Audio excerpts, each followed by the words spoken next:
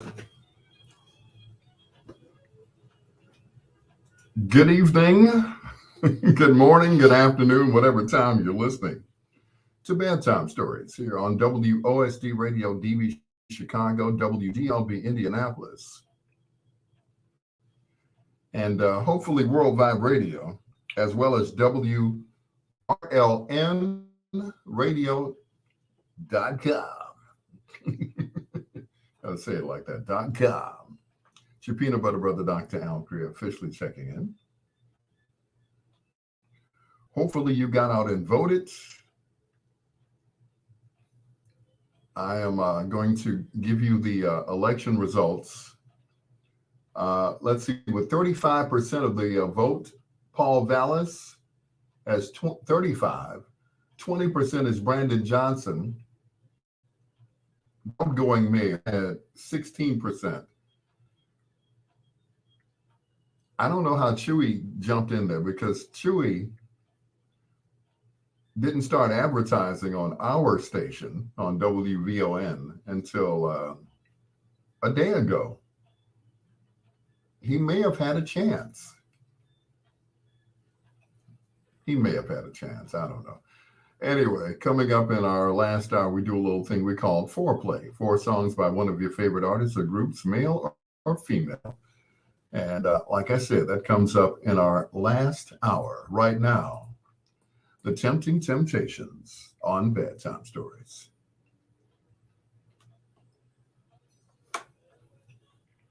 No.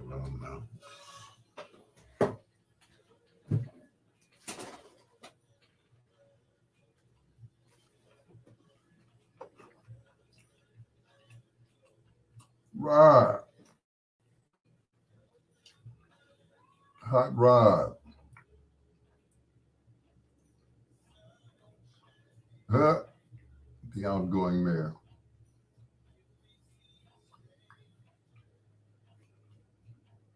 Oh, don't smile now, Effa.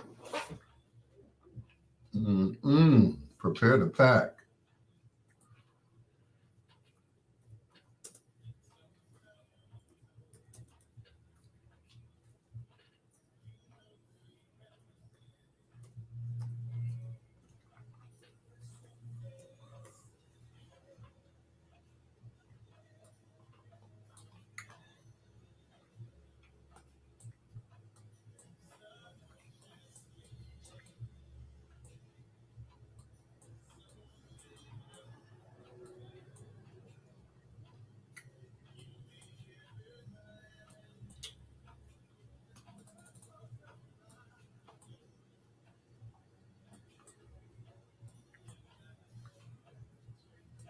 Night after night.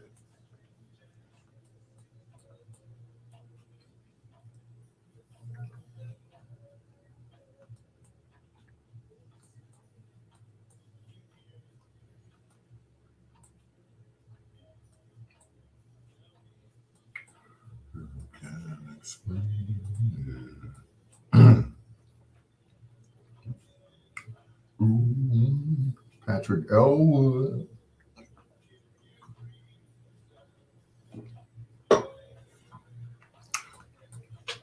That's some good Kool-Aid there.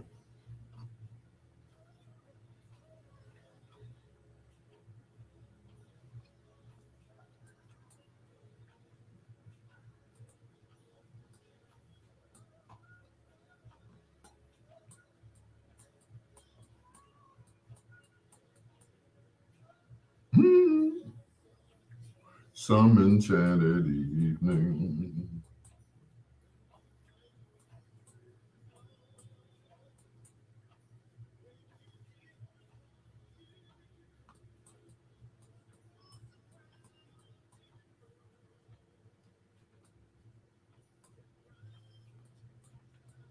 Run to her side.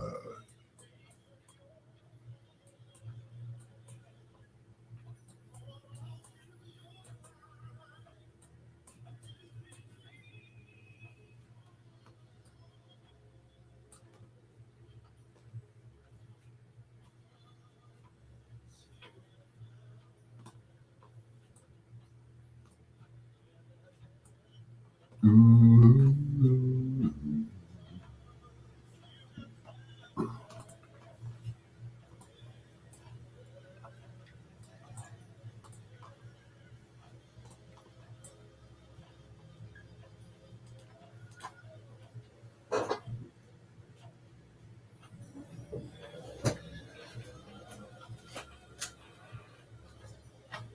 Mm. French fries never tasted so good.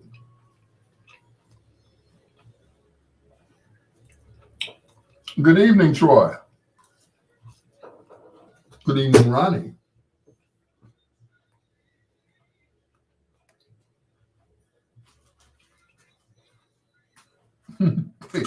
ATF Media.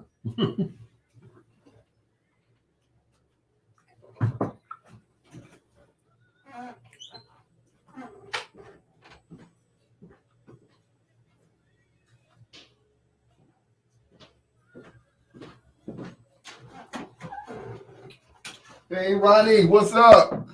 Good evening.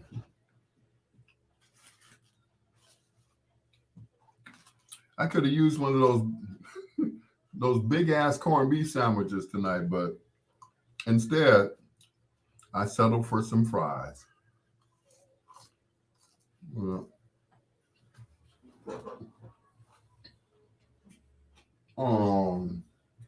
poor Cleo.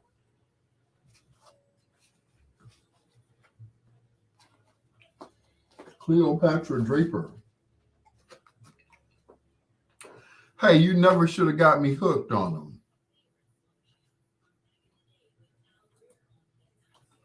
You got me hooked on that damn sandwich.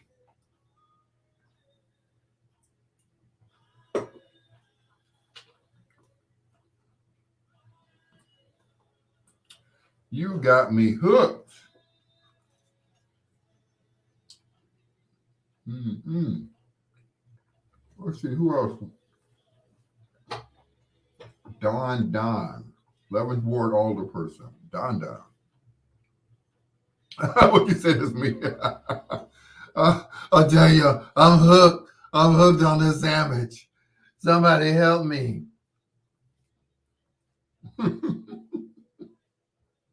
Mm-mm.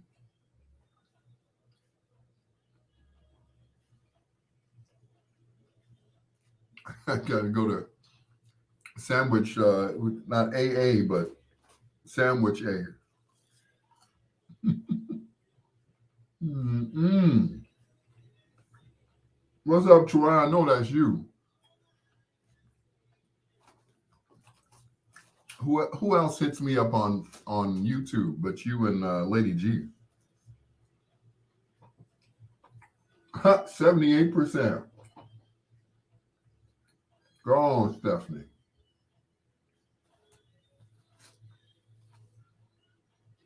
Mm-mm. 78%. Stephanie whooped. She whooped it. What's her name? Crump. She whooped Crump's ass. Mm-mm. I don't even know who Crump is.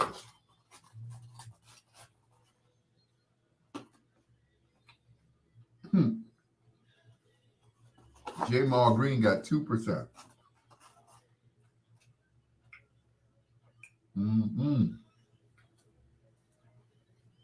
Anybody else I know that won? Aha! My sister won. Dahlia Gory, she won. Yeah. Yes.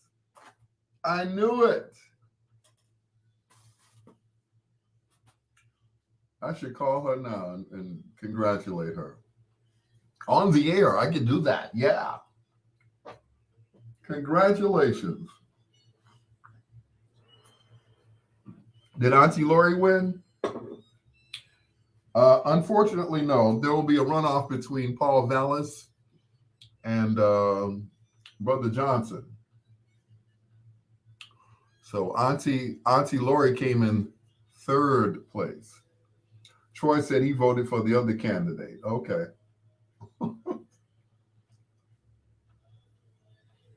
I ain't gonna lie. I voted for Willie Wilson. Somebody made a comment. They said, "So what has Lori done for you lately?" I'm like, besides roll her eyes at me Saturday morning at Kennedy King, pretty much nothing. So I'm like, check that out.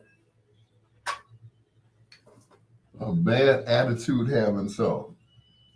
Don't sit down somewhere, Auntie Lori.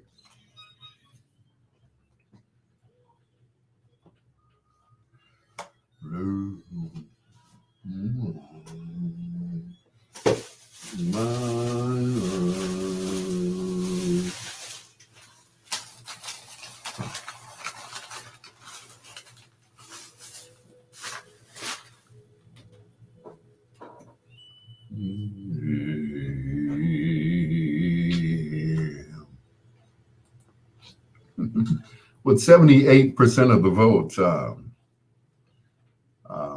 Alderman Stephanie Coleman came in first place. She is my alderman of the 16th Ward, as a matter of fact. And she won, which I knew she would. I mean, hell, her mama was the 16th Ward alderman for a long time until she retired. So Stephanie is carrying the torch for the 16th Ward. Last time I was involved in politics, it was the time where Joanne Thompson, I was her official DJ every time she did something. So I know Willie Wilson is mad. He gave out all that money that I gave you niggas gas. Y'all didn't vote for me. Willie came in like fourth place, I think. Yeah. He can't believe it right now. I did it, and I didn't win. I did y'all the money. Yeah, I guess you didn't price out enough money, And he was running commercials like crazy on VON. I tell you. Oh well. Better luck next time. Preston said, "Good evening. I'm never moving back to Chicago." I hear you, man. I hear you. He said, "I'm never coming home." All right. I ain't mad at you, Preston. It's your peanut butter brother, Dr. Al Greer. More results coming up tonight on Bedtime Stories. It's simply red. He said, "I ain't never coming home." Put your mama on the phone. I ain't never coming home. My. Uncle Willie, Auntie Lori, gone and gone. I was like, wow. Brandon Johnson pulled an upset. I got to be honest, I didn't think Brandon had a chance. I didn't think he had a snowball's chance in hell to win, to even come close. I was wrong.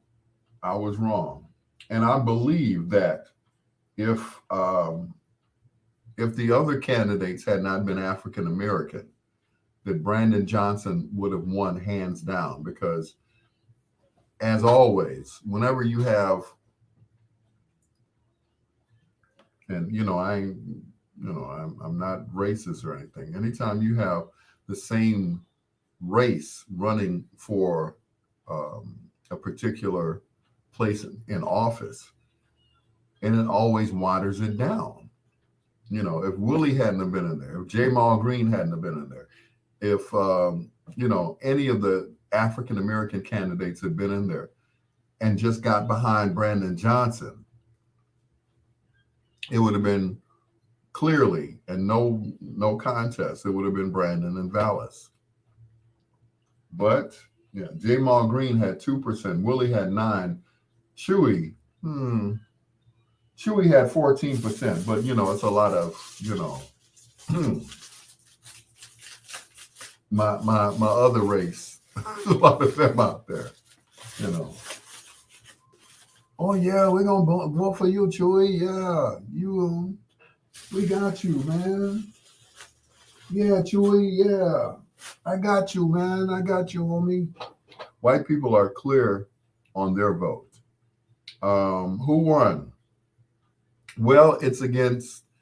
It's between, I should say, Brandon Johnson and Paul Vallis. Paul, of course, got more votes. Of course, he was the only white candidate, and like I said, if everyone had gotten behind one candidate, and everybody wanted to be the mayor, I'm like, Jamal Green and his big green bus didn't win. Willie Wilson giving out money didn't win. So it's between Shirley Montgomery. All right, Shirley. So now it's between Paul Vallis and Brandon Johnson for the runoff. So I guess Auntie Lori better start packing. Yep.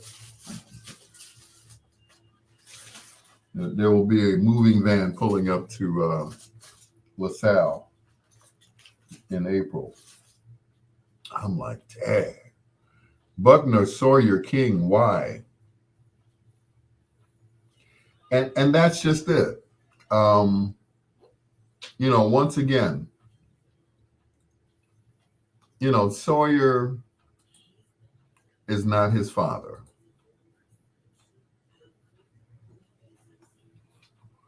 Sawyer is just not, he's not his daddy. Oh, there's Brookins Jr. But what you say, Preston? Lori is smart. She'll be fine. I'm sure she will be. I'm sure she will be. But, once again, they should have gotten behind one candidate. One.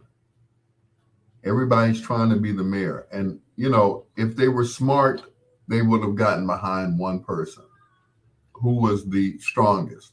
Jamal Green is I'm sorry, but he's too young to be the mayor. I'm sorry. Chewy, just because you got pictures with Harold. Mm-mm. So it's like Dallas came out of nowhere.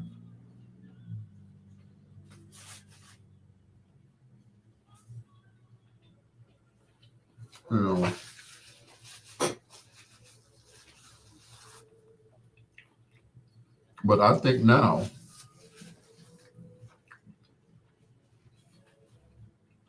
if they're smart, they will get behind Brandon. My thing is they need to lick their wounds and get behind Brandon. Hey, nothing that,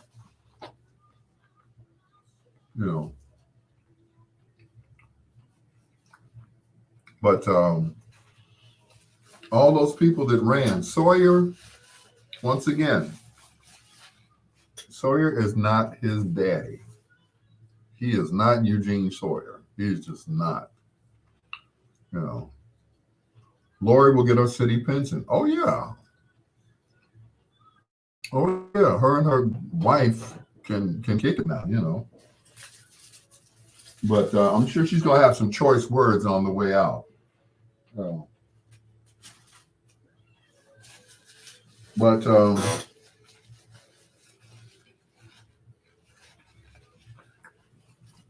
Lori kind of tore her drawers with a lot of people. If you know what that statement means or that phrase. She tore her drawers with a lot of people.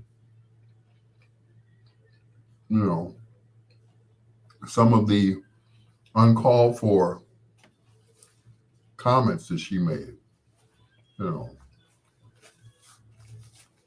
about her balls are bigger and all that. It was like,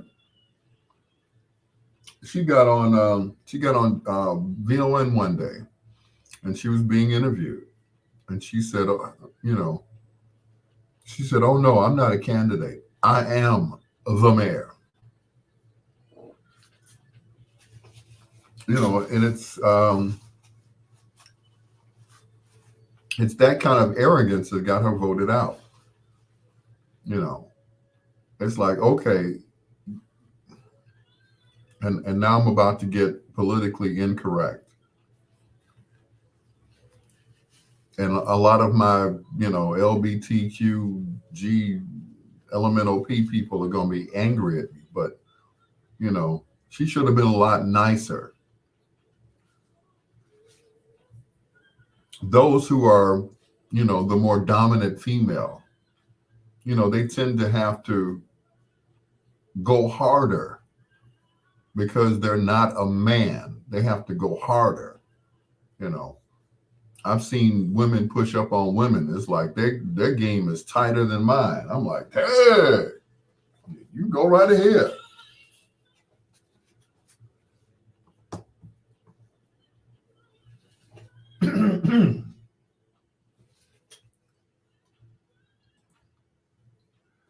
Anita Baker, you belong to me right here on Bedtime Stories with your peanut butter brother, Dr. Al Greer.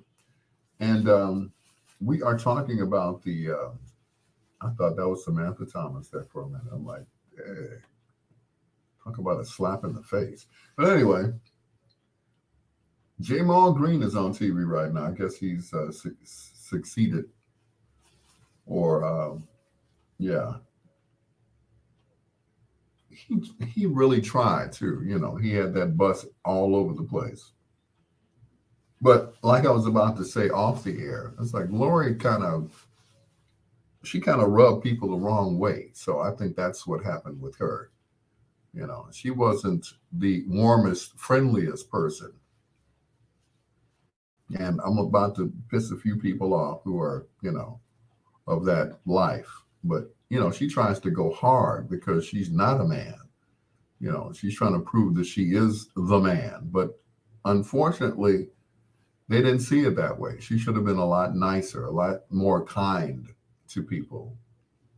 She rubbed, some of her comments, she was just, grabbing her imaginary penis. Yeah, I said it. And, Preston said most women in power rub people the wrong way. They do. They really do. Um, a lot of them. They really do. Hey, Nanette Frank, Britain. But like Preston said, Lori will get her city pension. That's what she'll do. But if there were not so many African Americans vying for the same seat, which was, the seat of the mayor of the city of Chicago, if they had gotten behind one candidate, Brandon Johnson would have won hands down, and not a runoff between him and Vallis. It would have been him, then Vallis, but not Vallis and him, if you know what I mean. Anyway, enough about politics. We'll talk more later on in the broadcast here on Bedtime Stories with your peanut butter brother, Dr. Al Greer and Frederick.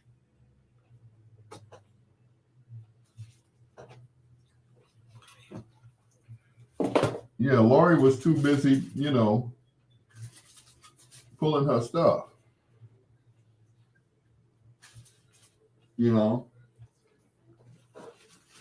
Yanking on her imaginary penis.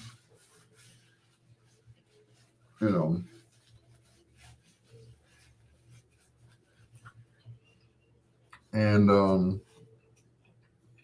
once again, she rubbed a lot of people the wrong way.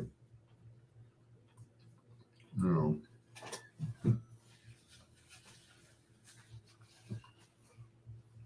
you know, she should have been. But Brandon, now if they get behind Brandon now, there's a possibility that he would be the next mayor. And somebody said, if we get another black mayor, that we'll never get another black mayor. And I think that is incorrect. You know, they just needed someone. There's Pat Dowell. They just needed someone who was strong enough to go against Lori. And they found one this time. Hey, Katrina, what's going on, sis? So they found somebody who could, you know, go toe to toe with Lolo.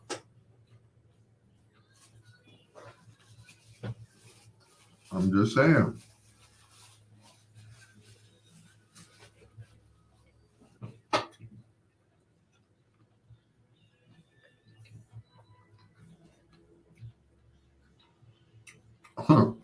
He surprised himself. He's like, okay.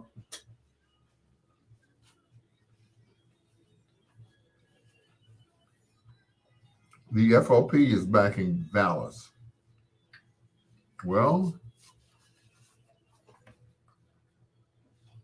they're going to have to do better than that. The April runoff. That's going to that's going sorry. That's going to tell the difference. You know, that's going to make all of the difference in April. I guess everybody logged off because I was drinking, huh? Oh my God, he's an alcoholic. But anyway, I think that, and once again, this is my own opinion, that, you know, Auntie Lori would have gotten another 4 years had she not said certain things, you know. It's like you never know when the cameras are running or the mic is on. Certain things you just shouldn't say. Now, let's go back to President Barack Obama. We never heard Barack say anything that was out of pocket, that was totally arrogant, that was just out of the way, out of his character. We never heard him say anything. You know, he was real chill about it. He flew under the radar. We never heard, if he had a baby mama out there, we didn't hear nothing about it. You know, if he was beating on Michelle or she was beating on him, we never knew anything about it. If the kids were smoking weed in the White House, we never knew anything about it. Everything was on the hush hush, on the down low, on the low low. And that's how you need to play it. Because they're just looking for one thing that we say out of pocket. And they're going to go for it. They're going to go after us. They tried to say Michelle was a man in her last life, or that she had a sex change. They were really trying to, you know. Obama was deemed weak by most black folks. And you're right, Preston. He was. But he had to be. You know, like when he denounced his pastor, you know, Timothy Wright doesn't speak for me. He had to do that. He had to. Otherwise, all bets would have been off. He would not have been in the White House at all. So yeah, he was deemed weak. But once again, a ninja got to know his place. And that's just it. They tried to get stuff on him. What was the name? John Boehner.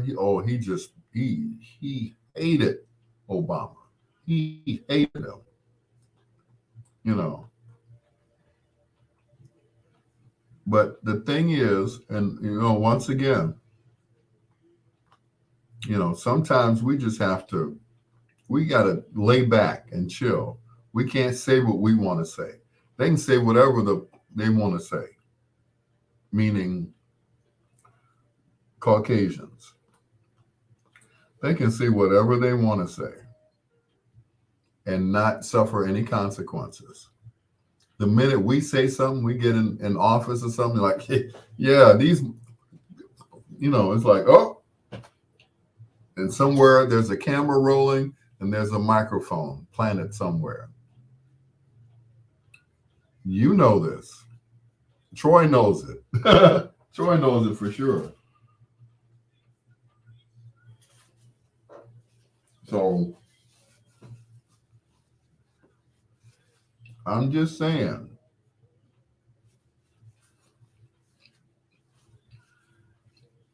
if you think he was weak, well, he had to play it like that. He was one of the most beloved presidents next to John F. Kennedy. You know,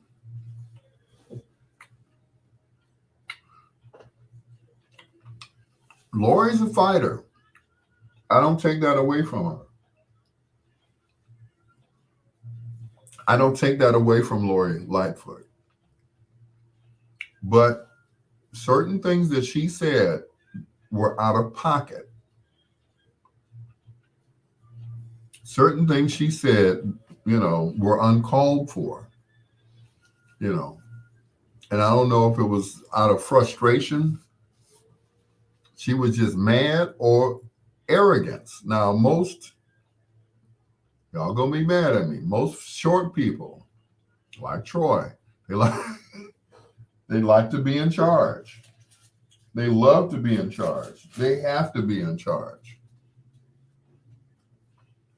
I worked for a guy who was 5'2". Boy, you couldn't have told him that he was too short to be getting in people's faces. But, he wielded that power as if he was 6'7", as if he was tall as Wilt Chamberlain and Shaq put together. Because sometimes you have to be. You have to be hard. You have to be tough. You have to be that guy or girl in her instance. But I'm in charge because I'm white, Polish, and not black. Okay. But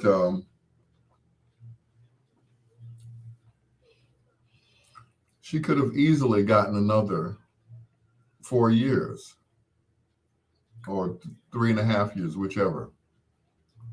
The thing was, she wasn't Rahm Emanuel. And that's how she got into office, because she wasn't Rahm. Rahm made a lot of mistakes. That whole Laquan McDonald thing kind of put the nail in the coffin for him. A few years before that, whoever the mayor was at the time, and we had all that snow outside, and there were no snow trucks. That's how that one lost. Was that Epton or something? But anyway, I'm just saying, certain things you just can't say out loud. You can think them, but don't say it.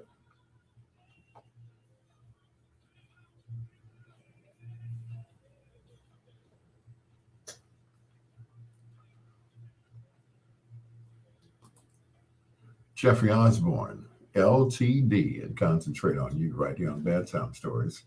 With your peanut butter brother, Dr. Al Greer.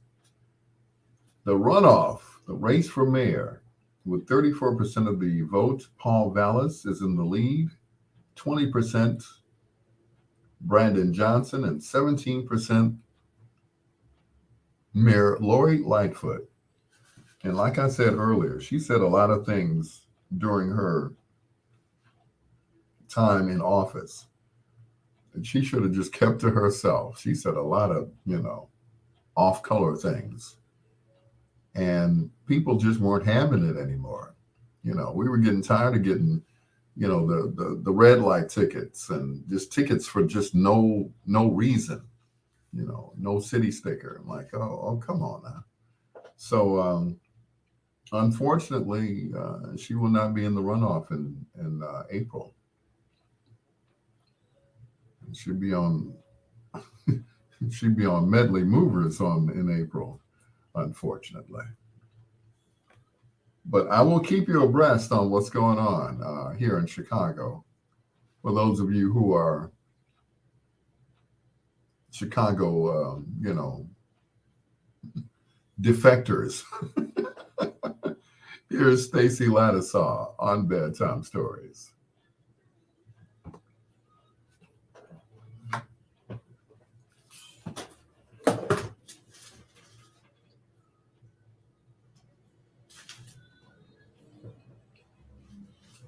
Love on a two-way street.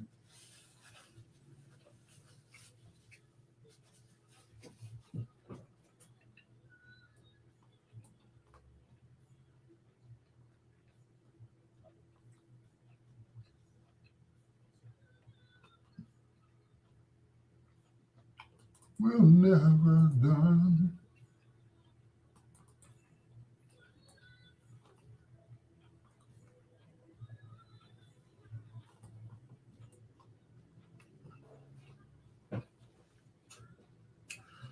But once again, Brandon Johnson pulled an upset. I don't care what anybody says.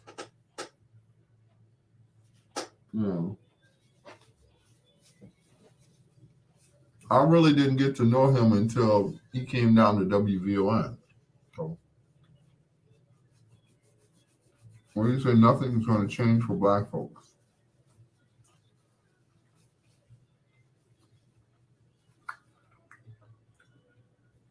you're absolutely right, Preston. Nothing is going to change. They're going to continue to belittle us. Nothing is going to change. But we do it to ourselves. Once again, some of the comments that were made by the mayor were just uncalled for.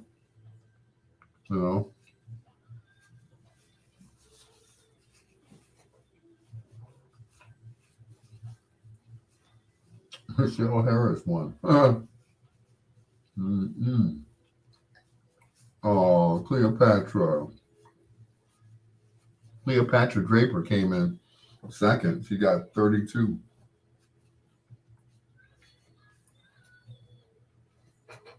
She hadn't gotten caught stealing those, well, not stealing them, but pulling up those signs. Yep. She got caught pulling up Anthony Beale signs saying it was garbage. A few people thought it was kind of cute. Others thought it was very disrespectful. So,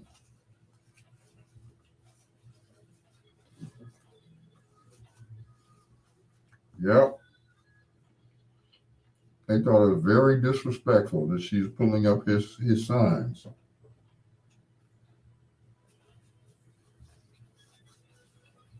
But she did what she did. So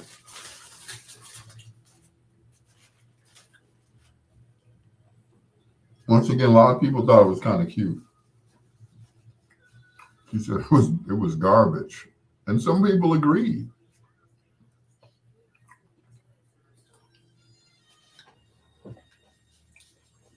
Raymond Lopez, I knew he was going to win. Stephanie Coleman, 78%.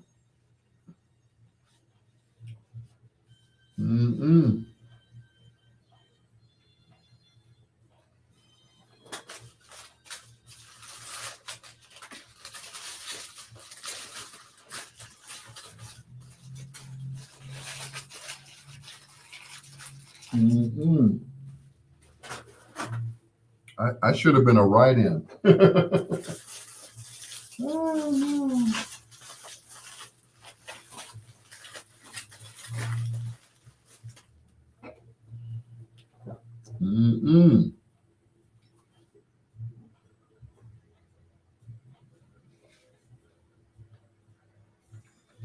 And get this, folks, the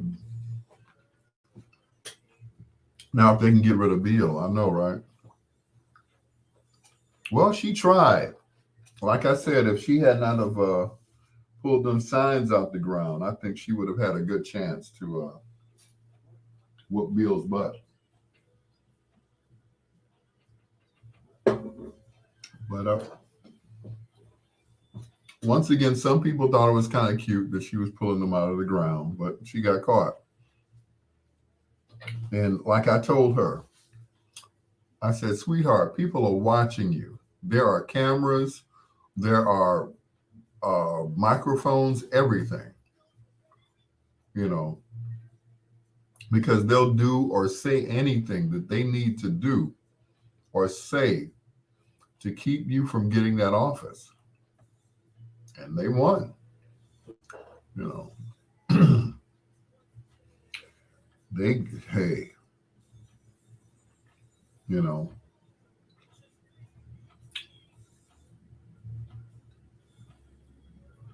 Julian Perez, is that the same Julian Jumping Perez? Did he run for Chris Taliaferro? Why does that name sound familiar? Yeah.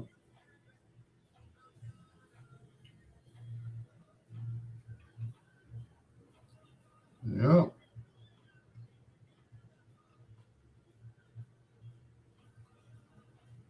But once again, they said politics makes strange bedfellows, right? Or politicians. So we'll see what happens. But that's an impressive percentage to be behind Paul Vallis. Now, Vallis didn't run that many commercials, you know, but I sure saw a whole lot of his signs up and down the Dan Ryan.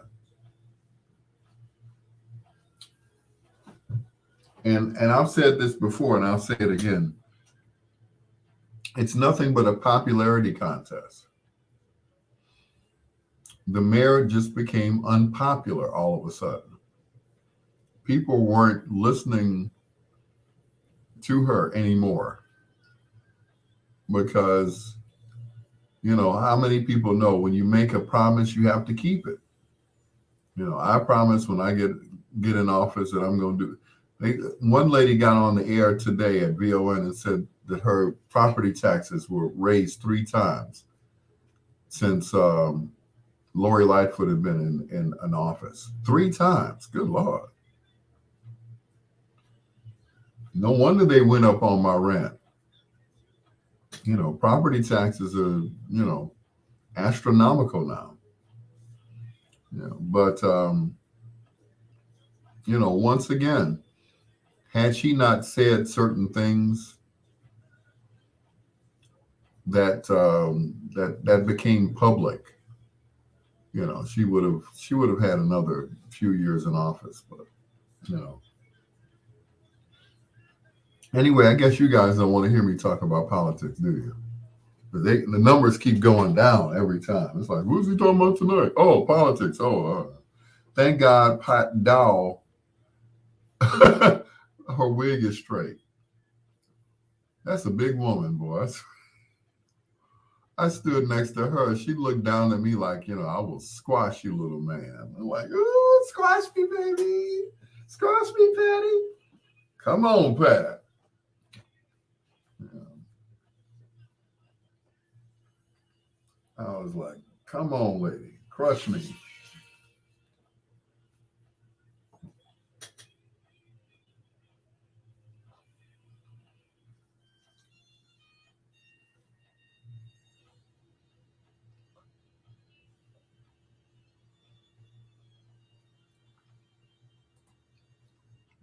One of the greatest horn sections of all time.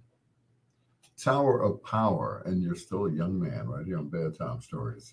It's your peanut butter brother, Dr. Alan Greer. Preston, you a nut. You said, thank God Pat Dow's wig was straight. It was tonight, yeah. Okay. And she was right behind Brandon Johnson, I tell you.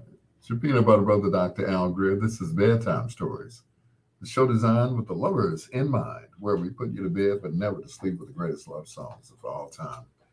Um, Hello to my brother from another mother, John Bean, um, who is the chief engineer, or one of the engineers, I should say, at iHeartRadio. And I got to see him today, and you know how you don't know if you want to hug somebody, shake their hand, or give them dap. I did all three. I shook his hand, I hugged him, and I gave him dap. It's like, man, you just don't know. It's a lot of us not left. A lot of us are leaving here. I said, it is always a pleasure to see somebody that I worked with back in the day at any radio station that I worked at. And, John still looks the same. He still looks the same. You know, they say black don't crack. I don't know. John ain't cracking. So, it's your peanut butter brother, Dr. Al Greer. This is Bedtime Stories, the show designed with the lovers in mind, where we put you to bed but never to sleep with the greatest love songs of all time. For Auntie Lori, words can't explain. It must be the sweetest pain, because you don't have to get up no more in the morning. Just get that pension. Just wait for that direct deposit to come in. It's Dexter Wanzel and the Jones Girls on Bedtime Stories.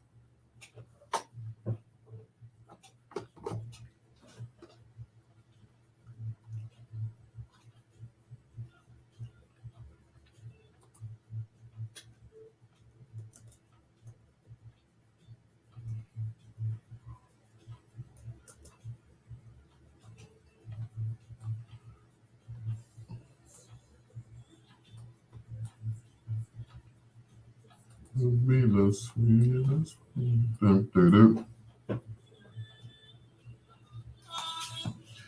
My show is so much fun. Thank you.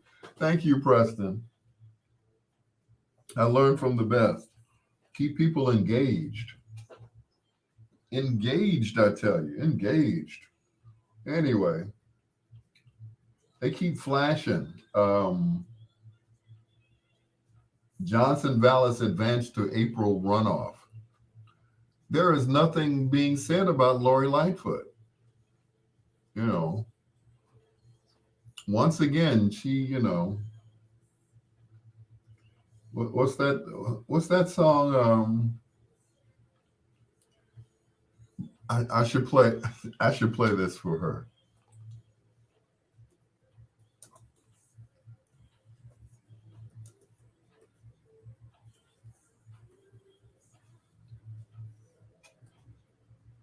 I'm gonna play this for her, not next, but after this one.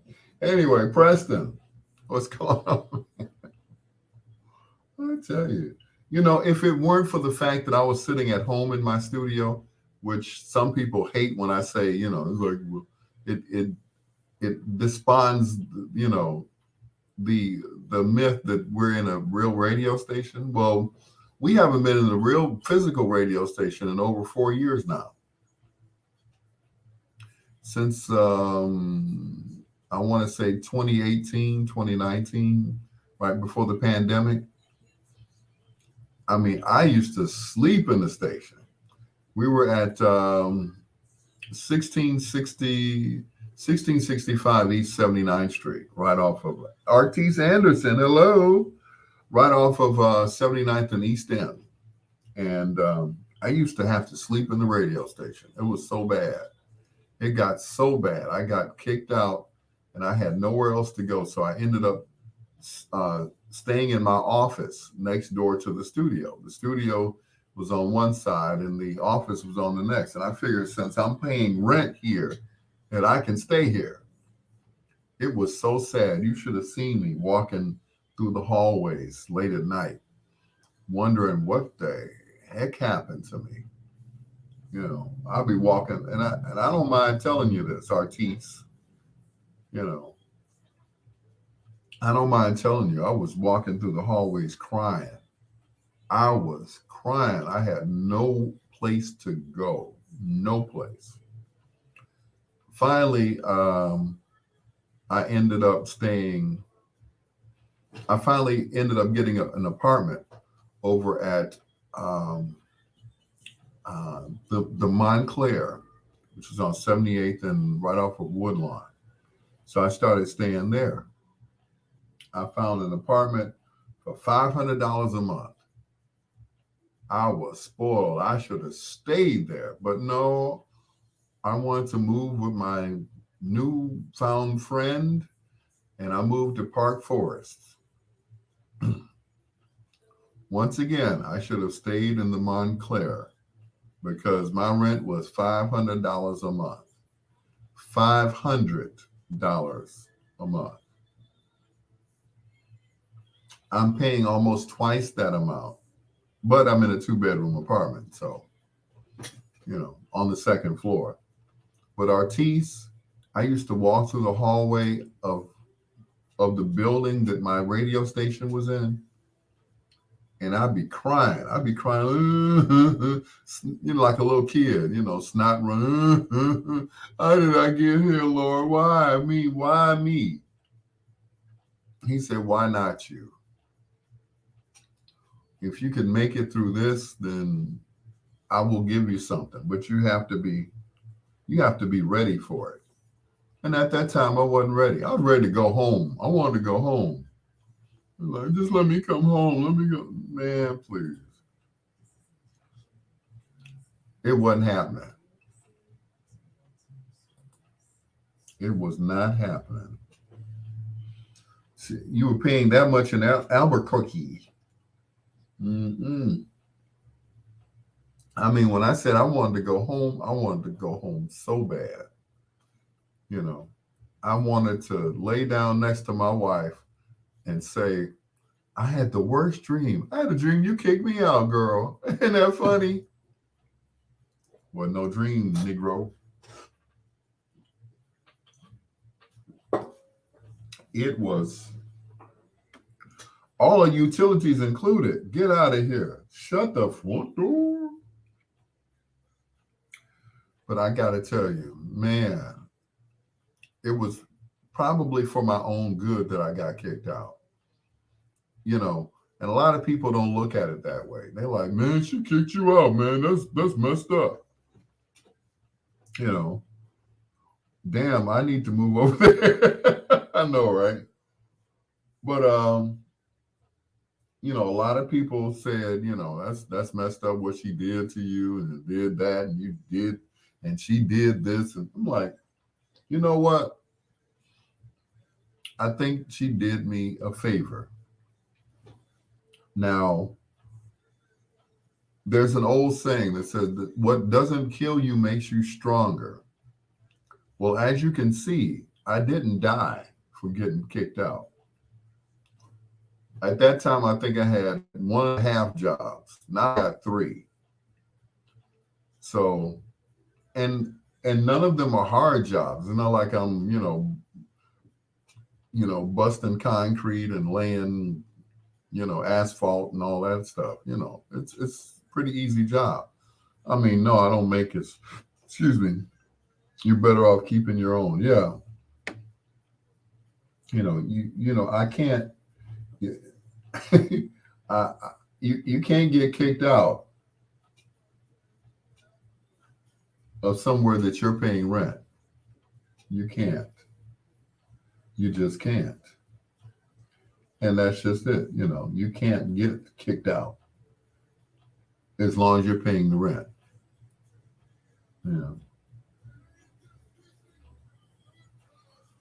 So, a lot of things, a lot of things, went down. And like I said, right, you have your own, you call the shots. That's right, John. Yeah.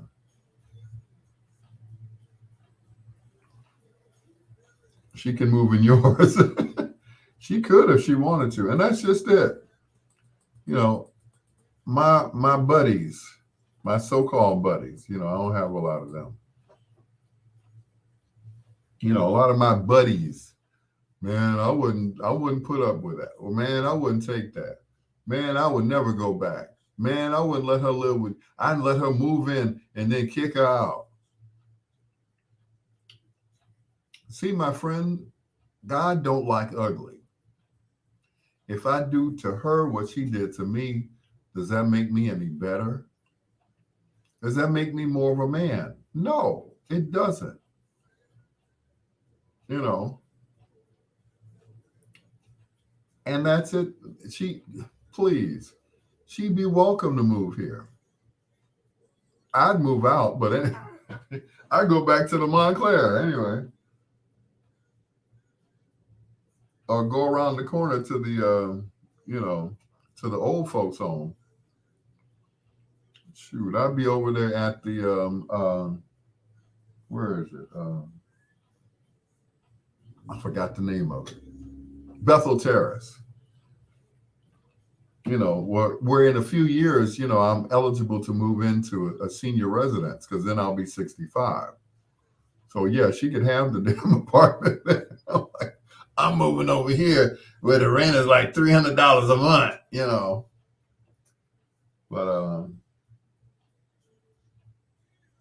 But I hear what you're saying, John. I wouldn't let her move in with her.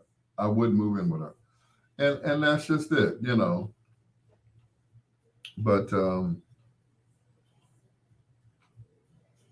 at first I was angry. Oh man, whoo, I was like the kids say, I was big mad. I was big mad.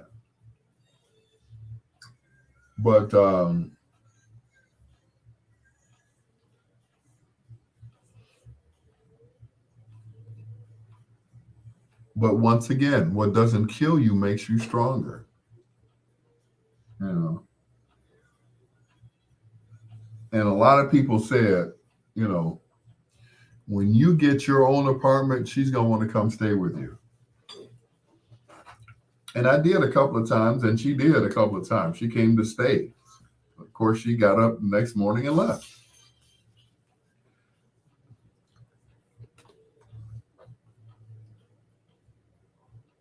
Really?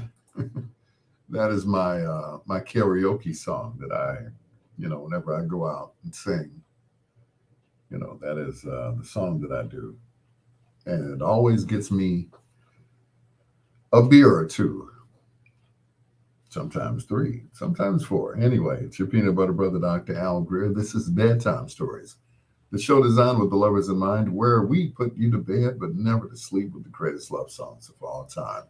Bedtime Stories is sponsored by our good friends over at Grubhub.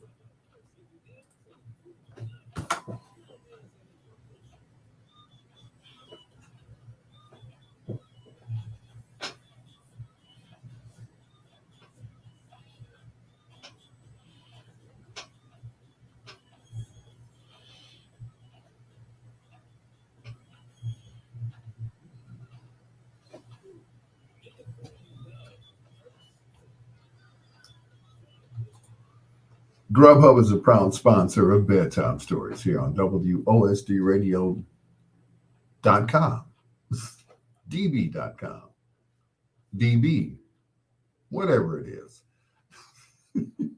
Also, BiggsRadio.com, which is WDLP, DB, Chicago, and Indianapolis, and WRLNradio.com, a Ray Neal media station. You have to say the whole thing.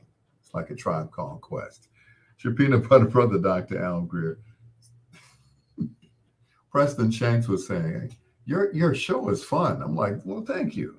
I try to make it, lighthearted and fun.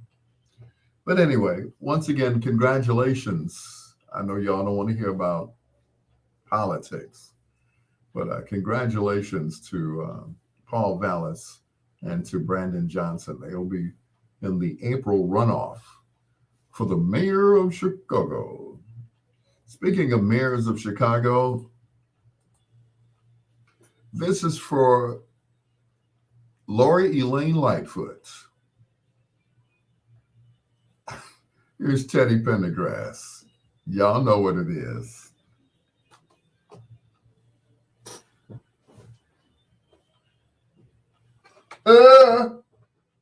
Silly fool, how'd you lose such a good thing? Sing it, Teddy.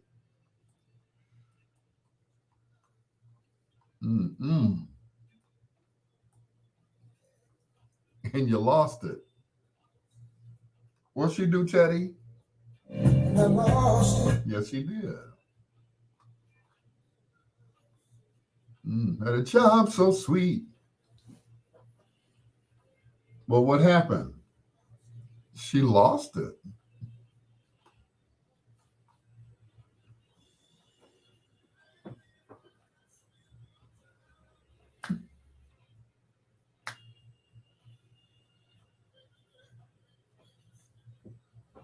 Oh,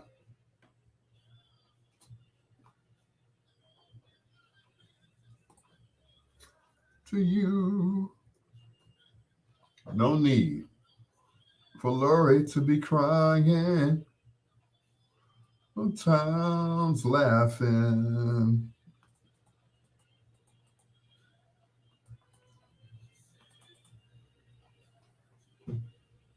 Such a good thing.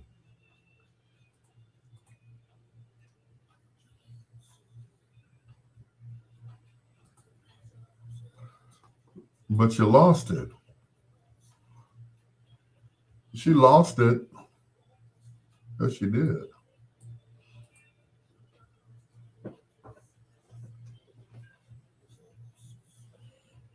What happened, Lori? What happened? Oh my. I'm with you.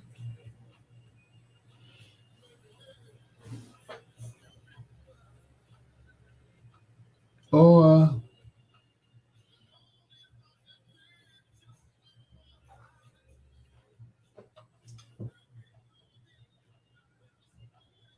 to be crying. I wonder if that's the same Julian Perez as the DJ. 25th Ward, 29th Ward, I'm sorry. By the way, don't forget to share the video on your page where it says like, comment, or share. Just hit share. We like share. We like Sunny too, but we like share. We like share more.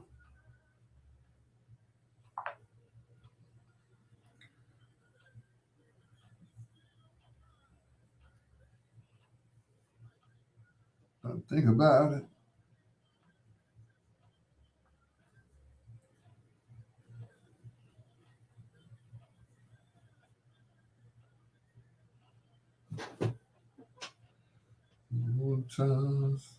What's Lori talking about? What's she talking? Auntie. With my head held high and a heart full of gratitude. Thank you from the bottom of my heart. God bless you. God bless this incredible city. It's been the honor of a lifetime to be mayor. There's more work to do. And I just want to say thank you all deeply, deeply from the bottom of my heart. Thank you. In 2019, Lightfoot, the former federal prosecutor, emerged from that crowded field of challengers vying to replace Rahm Emanuel. But I got to say this, Preston. I got to say this.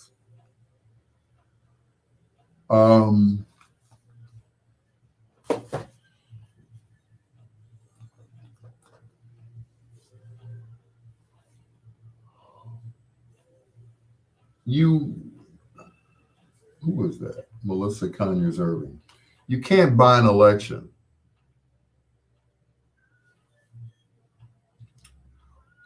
And to Willie, that was pocket change, bro. You know, he's a self-made millionaire. Yeah, he lost a lot of money. He gave out a lot of money. He went from church to church. He went from gas station to gas station and gave, and In the words of the OJs, give the people what they want. And gas prices were astronomical. So he gave the people what he thought they should have, and that was gas. And that was money to buy gas. And it was gas cards given out to get gas. So he thought that that was, that was the way to go.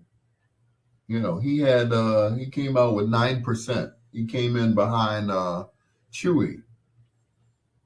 But once again, he thought, what was that? What all was that worth? He done all of that. It's still money wasted. Once again, brothers, once again, it was not a big deal to him. Like I always say, with my smart ass, I wasn't looking for a job when I got hired. Willie wasn't looking for a job. I mean, think about it. He wasn't looking for a job. He wanted to help the peoples. But the peoples didn't want him to help them. Now, you talk about, hey, Latanya Lynn Garrett, what's going on?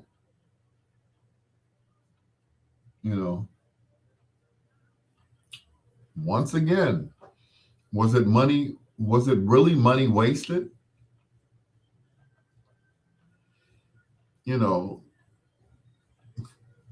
Couple of grand,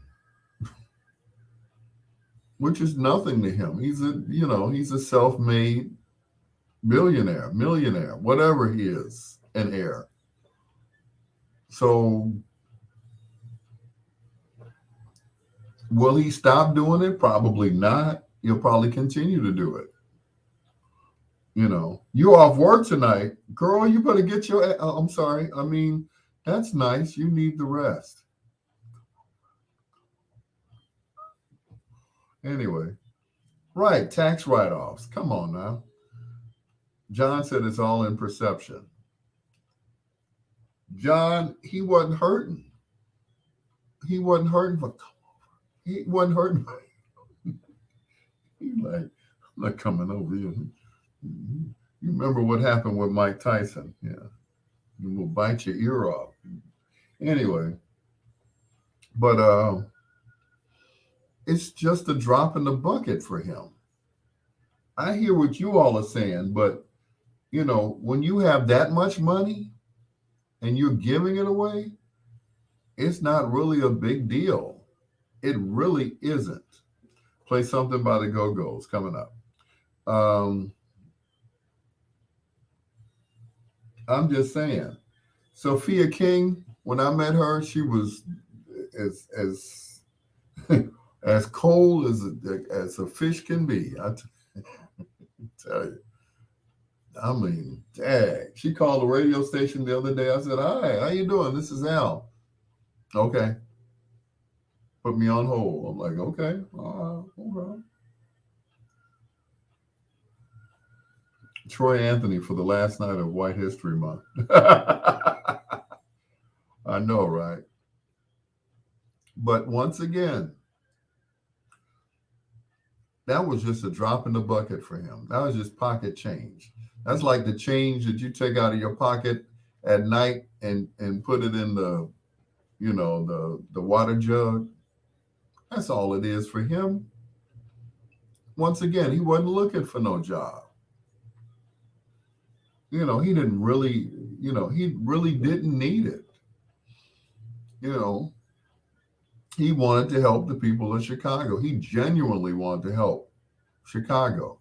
It was not for any kind of gain because, that had just been more money in his pocket. That's like when Rauner won as governor. Rauner didn't need the money. As a matter of fact, he didn't want the salary.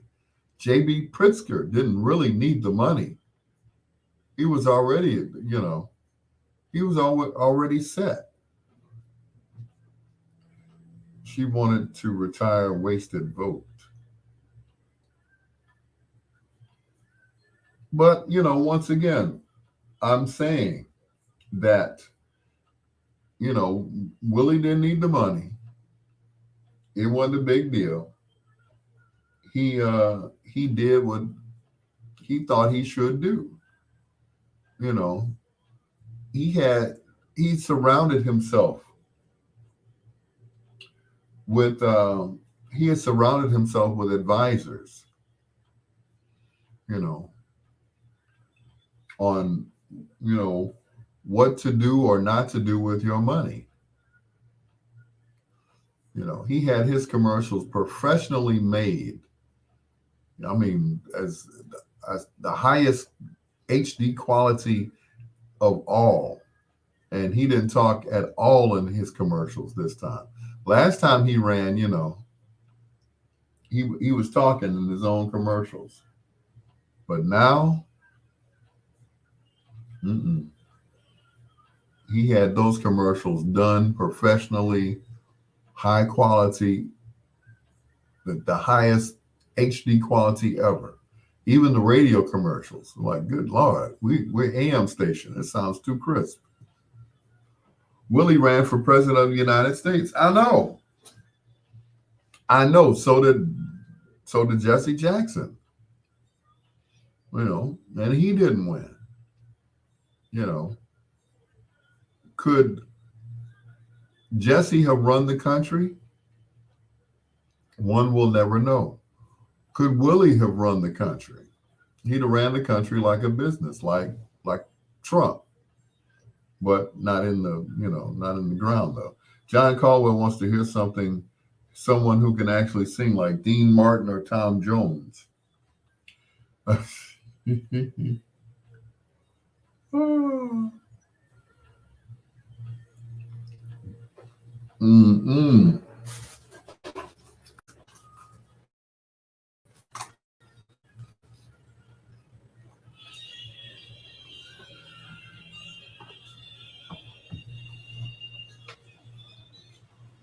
The OJs. Don't you call me brother if you don't really mean it. It's your peanut butter brother, Dr. Al Greer. Jesse changed the electoral so he was successful. I hear you on that. We're still talking about Willie Wilson and his plight to become the mayor of the city of Chicago. And people are saying that he wasted his money in giving it away. Sometimes you spend money and sometimes you keep it. He's not the snappiest dresser, trust me. They say rich folks don't dress up unless they really have to. Like if they go out to a black tie affair, then they have a tuxedo that they've had since the early 70s or when they first became a billionaire or whatever. So, but Willie Wilson may have become the mayor of the city of Chicago. He's run for mayor twice, and he's run for president. So, I think he's going to keep trying until he wins something. Didn't Kanye run for president? Kanye don't count, really. Kanye, oh Lord, have mercy. Your peanut butter brother, Dr. Al Greer, with Walter Jackson. If I had a chance, I'd do it all over again.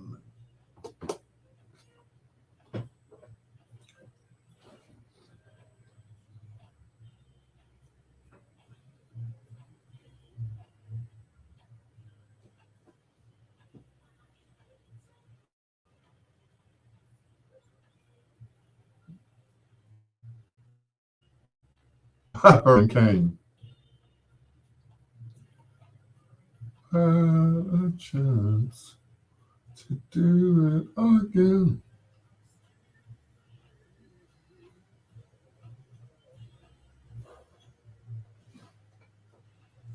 Another one. Come on, Walter Jackson. Pat Brady. Herman Cain got at least 14 votes for president, making him the second most successful black politician in history. That's funny. Uncle Herman. I call him Herman Monster. No, that was what's the other guy? Looked like Herman. Anyway.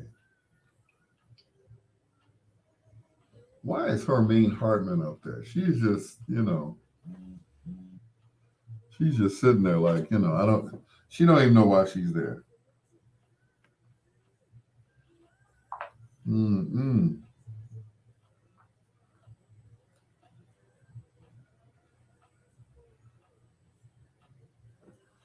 Good Lord.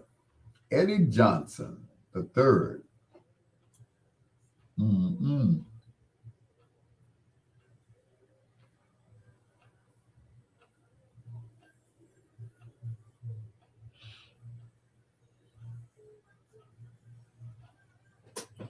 If I had a change.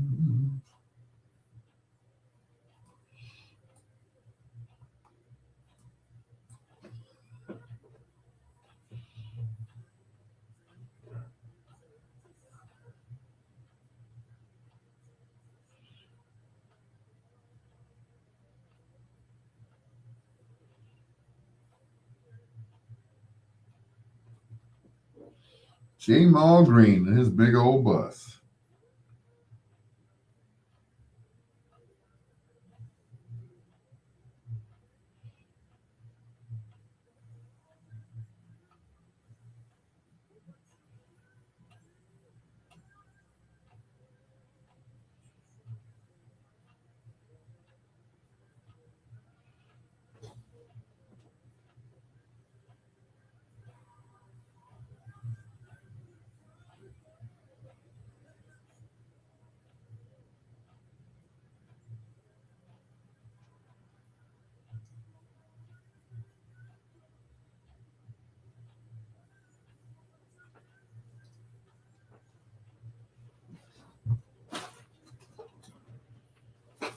Oh, it's dropping down here. Anyway. Mm-mm.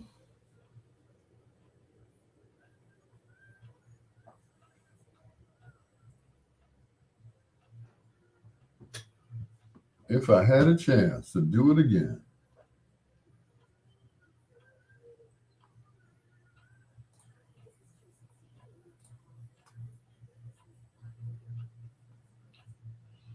Mm-mm.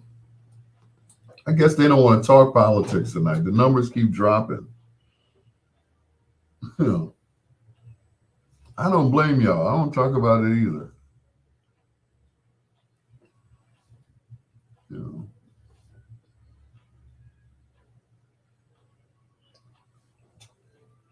Mm-mm. They keep flashing this.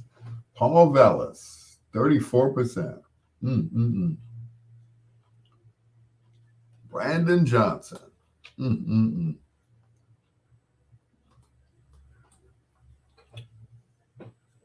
Well, at least if he wins, there'll be another African American mayor here in the city of Chicago.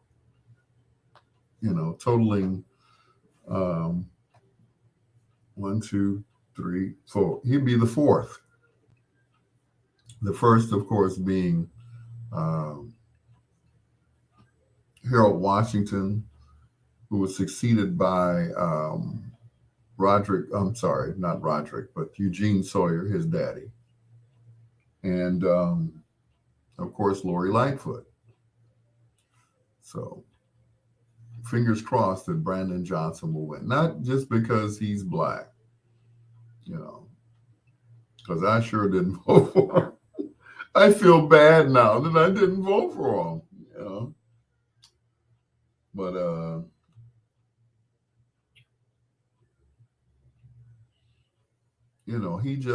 he just might be that mayor that we need. They say Harold Washington was the people's mayor. And he was. Anyway, enough about politics.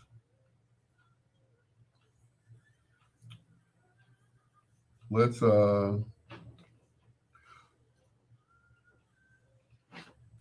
let's talk about something that's not politics. Um,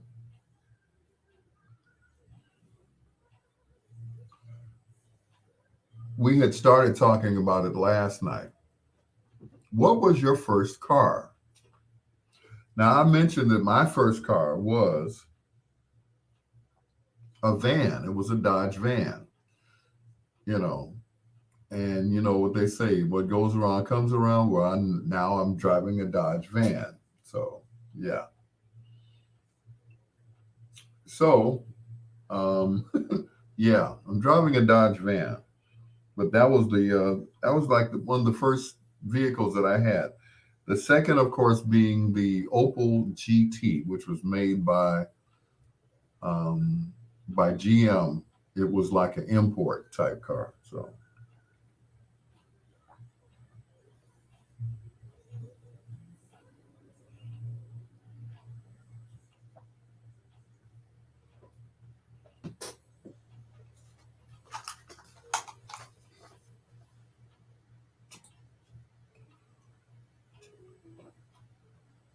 for attorney Tiffany Brooks, who also likes Prince, Betcha by Golly Wow, right here on Bedtime Stories with your peanut butter brother, Dr. Al. There's Roderick Sawyer out there shaking hands. He got 0. He's still my man, though. He's still my man. He tried. He tried. But once again, he was just not his daddy, which kind of opens the door for him. He just might end up as a host on WVON. I mean, Todd Stroger was. So I don't see why that wouldn't happen. He just wasn't strong enough. It's, I see in his headquarters he has a picture of his dad. Like you just ain't your dad, bro. I'm sorry. Anyway, no more talking about politics tonight, unless you guys want to talk about it. What was your first vehicle? Mine was a Dodge van, which used to be an Illinois Bell van. Had the light on top of it and everything else. It was painted green and white. Yeah, that was the first one. The second one, it was a Opel GT, or they call it a baby vet. So what was your first car? Hit us up on Facebook at Al Greer. That's Al, Greer. Here's the first of 2 in a row from the Stylistics. Hurry up, this way, again, on Bedtime Stories.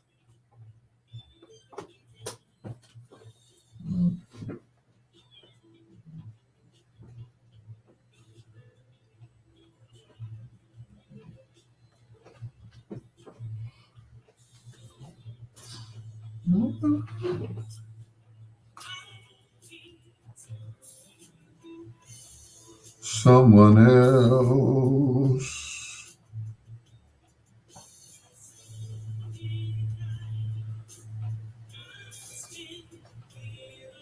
Alone by myself.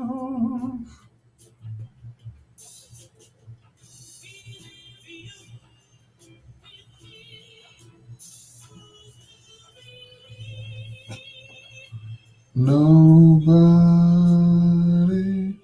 hurry up this way again.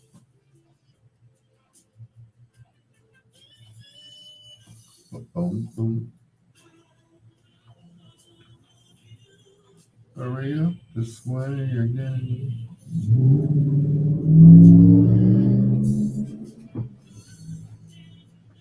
I'm sorry, but Jamal Green was just too young to be the mayor.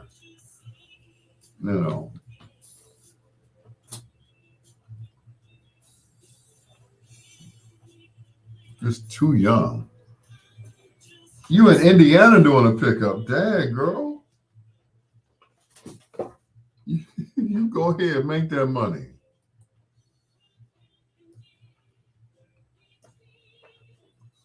In Indiana, you had to pass my house to get to Indiana. Hurry up this way again. The casino. Oh, yeah. You about to get a big fat tip. You're going to get a fat tip.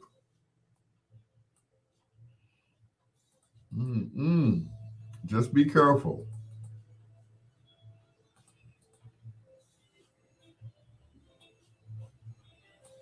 Please be careful out there. Willie. Just hear what Willie's saying, and if we can understand it. And so we're not going to make any concession tonight or nothing like that, all right? Willie Wilson telling his supporters no concession. He wants to wait until those mail-in ballots are all counted. He said he did call Paul Vallis tonight to congratulate him on coming in first in this race before the runoff. He did indeed call Paul Vallis his, quote, good friend, which could also be foreshadowing an endorsement. Reporting at the Swiss Hotel downtown, Mike Lowe, WGN News, back to you in the studio. All right, yeah, Mike, that is a big part of the conversation going forward. All right, so we have the mayoral race set for the runoff next month, Paul Vallis and Brandon Johnson. Now we want to focus on some of the aldermanic races. And Lisa Duarte has been doing a lot of math on this. I see you looking at all the wards and all the runoff or potential runoff elections. Don't make that money.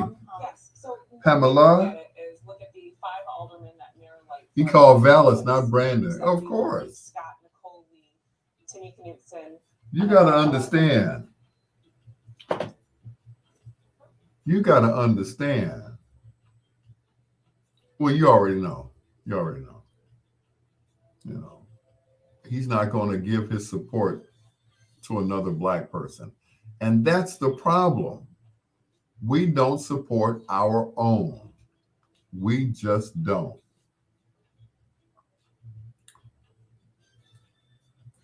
You know, and it's sad. It really is. It's sad. He called Vallis, and that's a great point. All skin folks ain't kin folks. I understand Willie's a Republican. Yeah. And he is. And I get it. And I understand it. I understand and I don't understand. So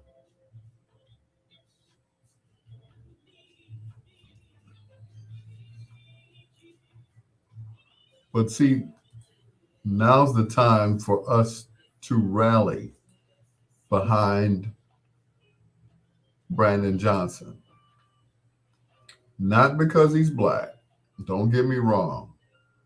But if we vote for Vallis, we're voting for the machine. I'm just saying.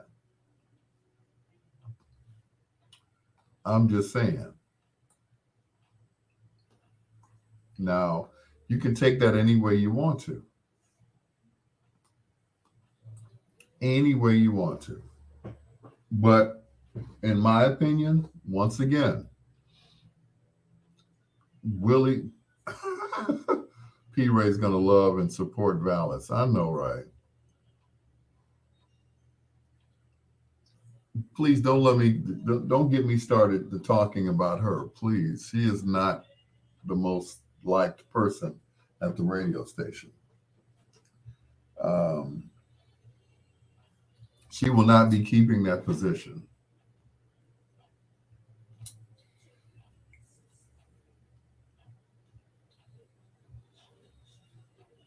Oh, Sharon Pincham won. Yay.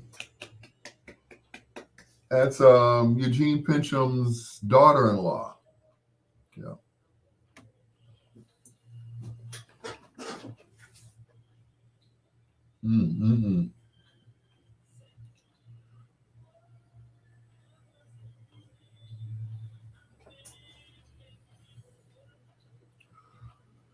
What'd you say? Congratulations. No, she will not be keeping that position. I'm sorry. Once again, and see, I don't like to talk about the station's business,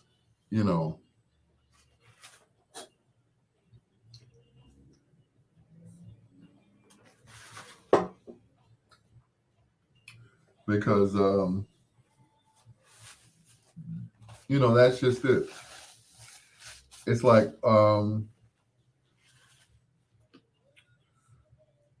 I worked at a radio station out in Gary, and I wrote an inter-office memo. And that inter-office memo got read by the morning man and the news director. They were basically poking fun at me. These were two older white gentlemen in their late 60s, early 70s. And they were poking fun at my inter-office memo because I said, there will be a meeting at 12 o'clock today. And they were reading the memo over there, and they were just, they were having a good time. So I vowed to never tell a station's business either over the air or in private, unless somebody really asked me. Now, we've been getting phone calls at the station regarding the departure of Samantha Thomas. And for those of you who are fans of Samantha Thomas, like I am, Samantha is like a sister to me, very close. She decided to step down. And then P. Ray ended up getting her slot, and kind of added insult to injury because P. Ray allegedly was sending threatening not text messages, but they were sending messages on social media, basically threatening Samantha Thomas. Of course, Samantha was late. That's a given. And she was given an ultimatum, and that was to, take a week off, a week suspension. Instead, she decided to step down, and that was it. That's all I'm gonna say about that. But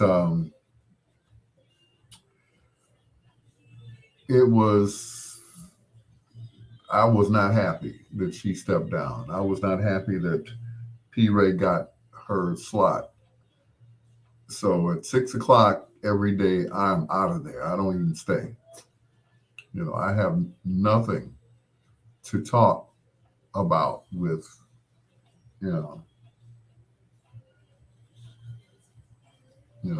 Patricia Easley. I have nothing to say to her. So, and that's it, If she was smart, she would talk to me because I know this business, inside and out. But she thinks she's,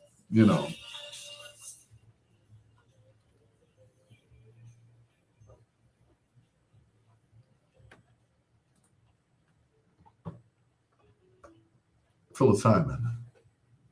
I'm truly yours. It's your peanut butter brother, Dr. Al Greer. This is Bedtime Stories, the show designed with the lovers in mind, where we put you to bed, but never to sleep with the greatest love songs of all time. Like I was saying off the air, for those of you who listen to WPLN, Samantha Thomas stepped down from her position as the 6 to 9 hostess on WPLN. She stepped down for personal reasons.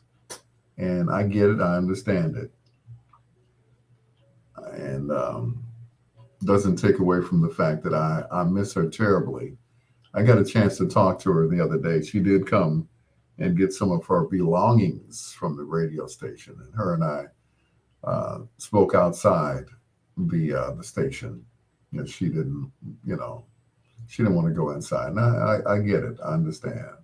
So we stood out there and had a 10 or 15-minute conversation. And she just wants to let everybody know that she's doing well. The other day, she showed up on the Tamron Hall show, of all places, as a Tamron Hall lookalike, the pixie haircut and everything else. You know, and I can say this about my sister. She's drop dead gorgeous. She really is. That smile is like a 100-watt smile, 1,000-watt smile. And she's going to do well. She's going to do well in the business. She may show up on another radio station. Well, actually, her background is in television because she used to do television out in Vegas. So don't be surprised if she shows up on 2579 or 32. I'm just saying. And it may not just be as a reporter. I'm just saying. She's got the personality. So big ups to Samantha Thomas. That's my sister from another mister. By the way, her dad is one of the singers with the group Next Movement. We're going to play them in a few minutes.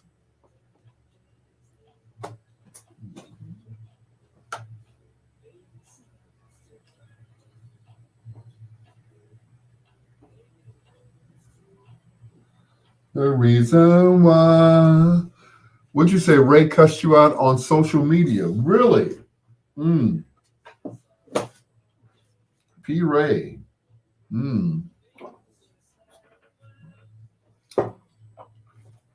Check her out.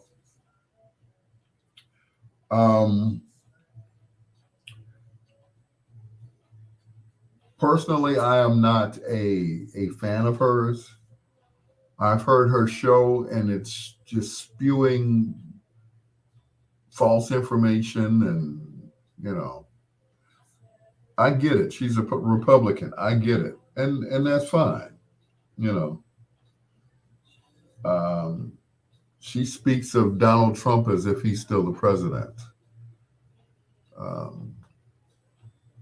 calling him her Donnie, and you know, I'm just not a fan of her show. You know. And I learned that you can't always be friends with people that you work with. You just can't. You know, some black folks like her and Trump, and I get that. You know, I understand it. I get it. You know, you know, everybody's got to get behind somebody. You know, everybody wants to belong to an organization or you know, a group or whatever. You know, everybody wants to be a AKA you know, Omega Sci-Fi. They want to belong to something so that they can say, well, you know, I'm a Q dog. I'm a, you know, whatever, you know. And I get that. Everybody wants to belong to something, you know. Me, I belong to. Right. Everybody got their amen corner. And I get it. I understand it, you know. Everybody wants to belong to some sort of organization, you know. Like when they have church check-in. Well, I go to so and such a church, and my pastor is the Reverend Dr. You know, okay, I get it. You know, and they're proud of it, you know. They forget the fact that they're AKA or a Delta or whatever. They're like, you know, my pastor is Pastor John Hanna. I'm like, okay, oh, okay. You know, and I get it. You know, yeah. It's great that you should praise your pastor. Okay, I get that. You know, a pastor said this, a pastor, you know. Al, you should run for mayor. Nope, ain't gonna happen. I will run for an alderman position. That I will do. If Stephanie Mills ever steps down, I may run for alderman of the 16th ward. I can honestly say that I am a resident of the 16th ward. So I wouldn't run against her.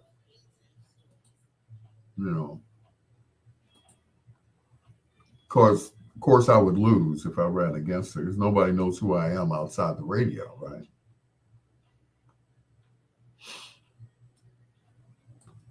And I get that,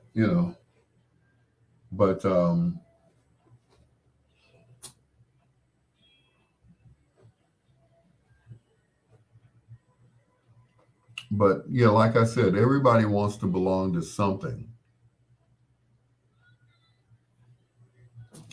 And the people of Child Protective Services, yeah, right.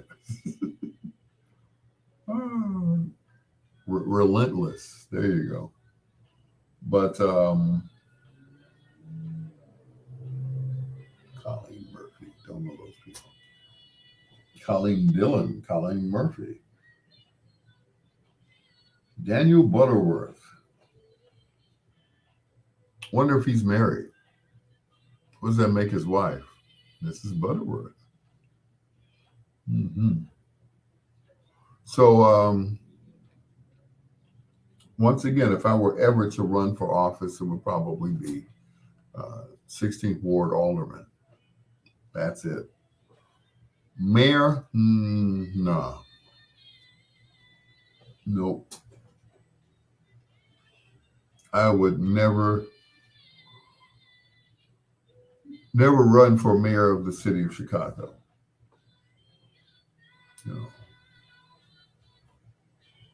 Because first of all, they wouldn't let me make the changes that I would. I would take down all the red light cameras. Excuse me. Y'all, I hope y'all didn't see that. Take down all the red light cameras. What else would I do? Not give out so many tickets. It's like after 2 tickets, you're boot eligible. I would not implement that. I would, I would make it, I would make it like 4, maybe 5 tickets. That's a big part of Chicago's revenue, is those tickets, those boots. And it's like, poor people can't afford it, It's like, okay, you get a ticket, you get 1 ticket, you throw it in the, glove compartment, and you get another ticket, and you forgot that now you have 2 tickets, so now you're boot eligible. And I just don't think it's fair, and I don't think the tickets should be that much. I really don't. That's ridiculous. I would lower the price of the city stickers. You know how much they pay for city stickers out in Dalton? $10. $10. Yeah. So, no leave the camera in Negro Town. They drive too fast. Dan Ryan is a speedway. And I feel you on that, Preston. It's like, it's crazy, Like the other night, I was rolling down 83rd Street. I think either the light blew out or there was a red light camera over there. Like, why? What is the purpose? We know we drive too fast, but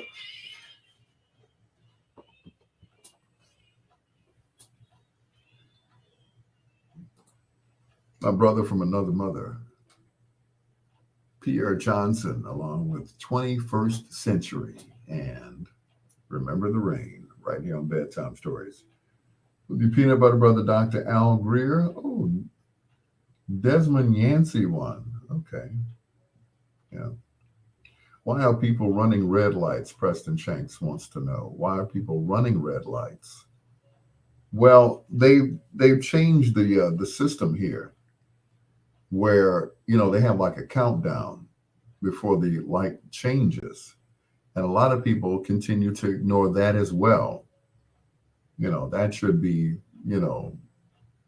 a warning to slow down, right? That the light is about to change. But a lot of people don't, they don't pay any attention to it, And with the red light cameras, they pay attention to those, but do they pay the tickets? And that's just it. Especially if your car is registered to another town. Like I was saying earlier, the city stickers in Dalton are like $10, $20, no more than that. That's just it. Preston said that accident on 87th and Cottage Grove killed people. Remember? I remember that, yeah. But I hate to say it, and I'm sorry if I offend anyone, but those kids had it coming. They were locked and loaded in a Dodge Charger, and they were rolling down the street at 80 miles an hour going down Cottage Grove. I get it. I get it, Preston. What I don't get is why. They were locked and loaded. They were on their way to kill somebody. And they got, smite thee. Yeah. They got it themselves. And they only did it to themselves, Preston. If they were on their way to get somebody, they should have just took their time. And, it's like he'll be, we can kill him when we get there. Instead, they lost control of the car and they caused injury to other people who were not even involved in that. And that was a shame that, they did that, innocent people. But what do I know, right? Okay. Anyway, coming up in about 11 minutes, we're going to do foreplay. Hello to Victor Jackson from Blue Lights in the Basement. Yeah. It's your peanut butter brother, Dr. Al Greer. Speaking of basement and dark and everything else, here's Brenda Russell. The first of two in a row from her. This is Piano in the Dark on Bedtime Stories with your peanut butter brother, Dr. Al Greer. I'm sorry, Preston, but those ninjas should have just slowed down. But once again, they found guns in the car. So which led me to believe that they were on their way to kill somebody. They're probably high on loud, and they had pistols in the car. Pistols, shotguns, whatever. Well, whoever they were on their way to get, they got stopped. I'm just going to say. They got stopped.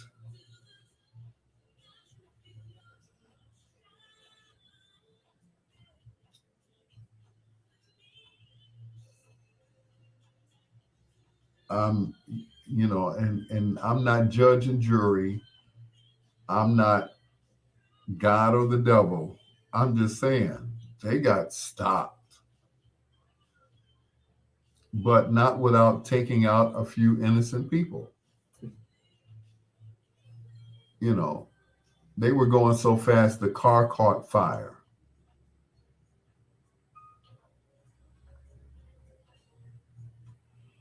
Now, I'm just saying, I'm not a biblical scholar.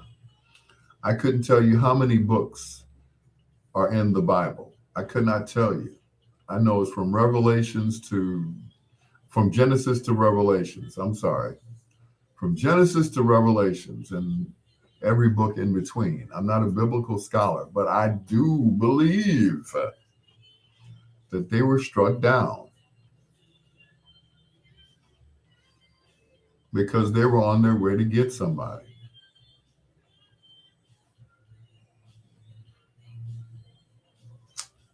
So call it what you will. Sometimes certain things were meant to happen.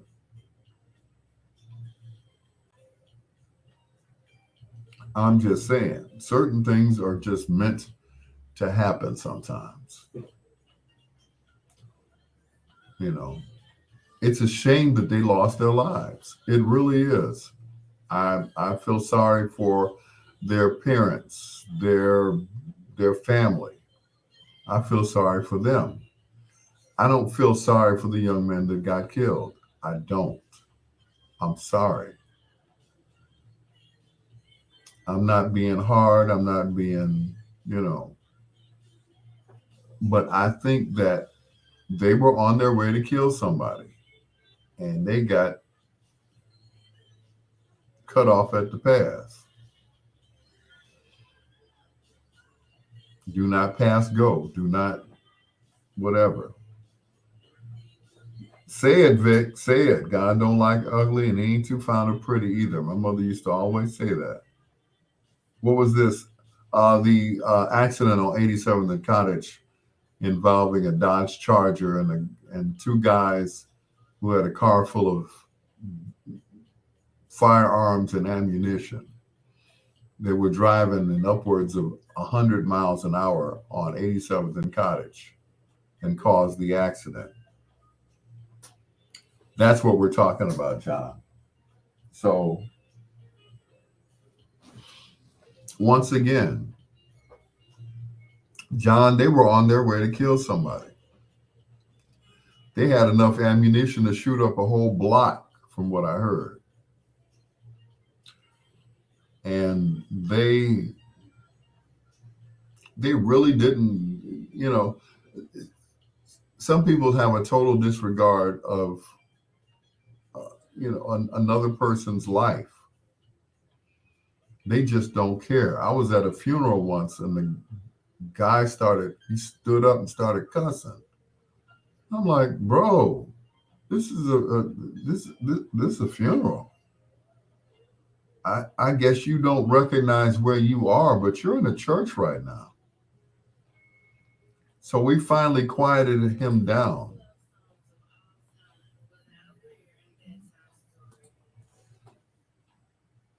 Only for him to get loud again when we went downstairs for the repast.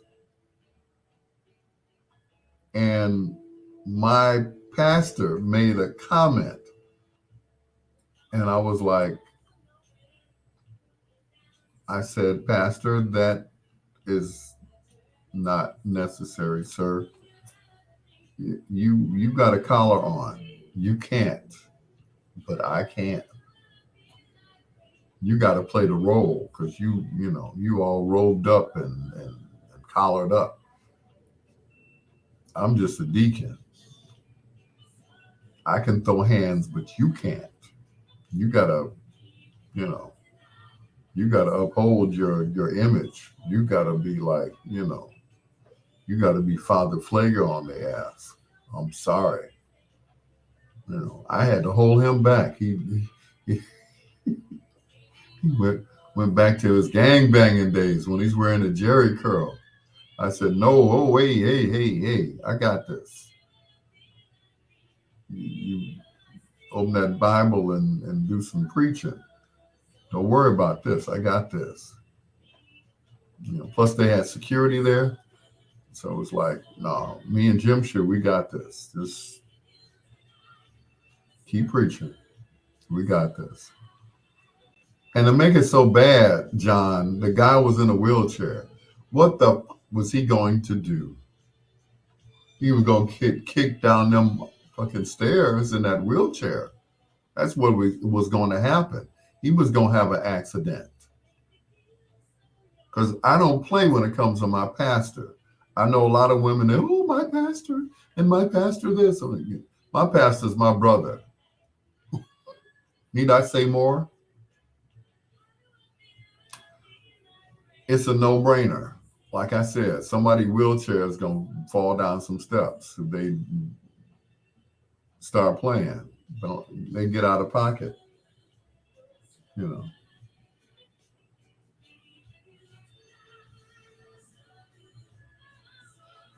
So don't, hey, Don't play.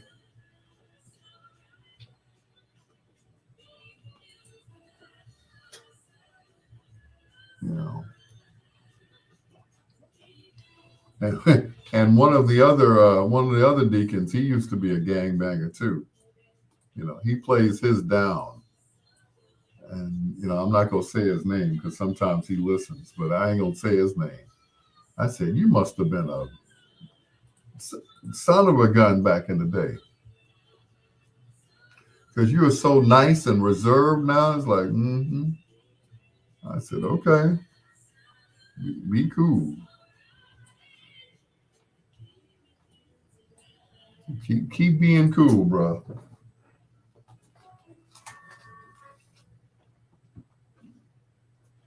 So good, so right from Brenda Russell right here on Bedtime Stories.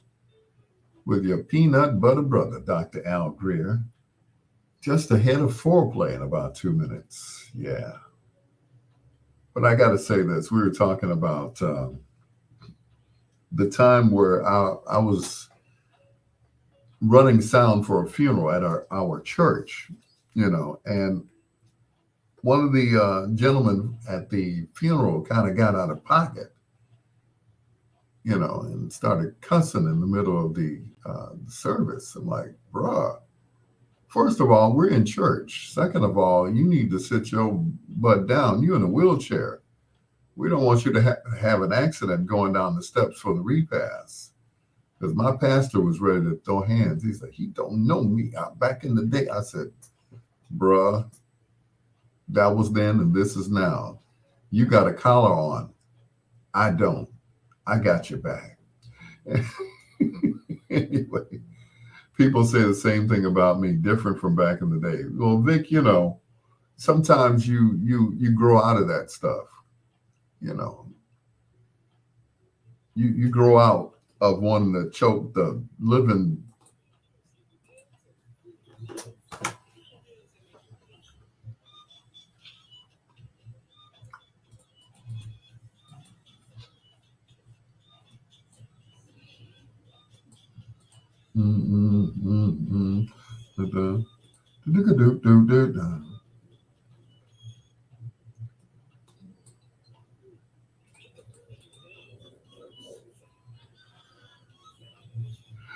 Bedtime Stories is a proud sponsor of Grubhub is a proud sponsor of Bedtime Stories here on WOSD Radio DB Chicago, WDLB Indianapolis in Chicago, which is BiggsRadio.com, as well as WRLNRadio.com, a Ray Neal media station.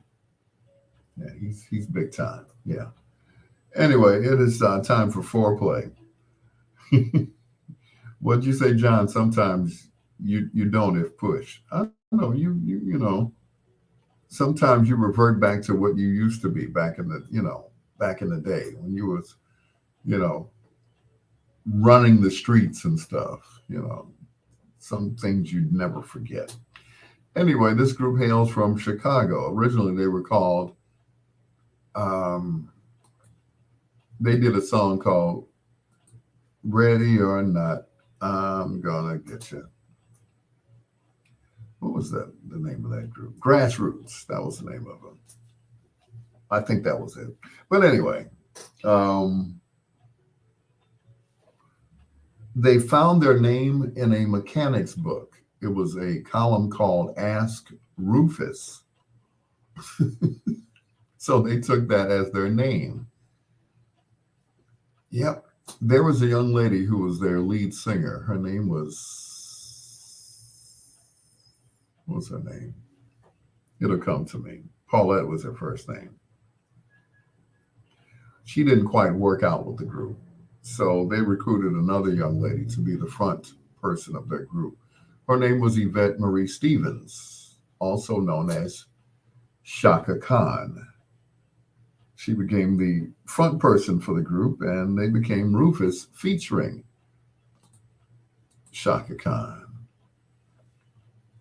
Went on to make gold and platinum hits. From right here in Chicago, here's Rufus and Shaka Khan.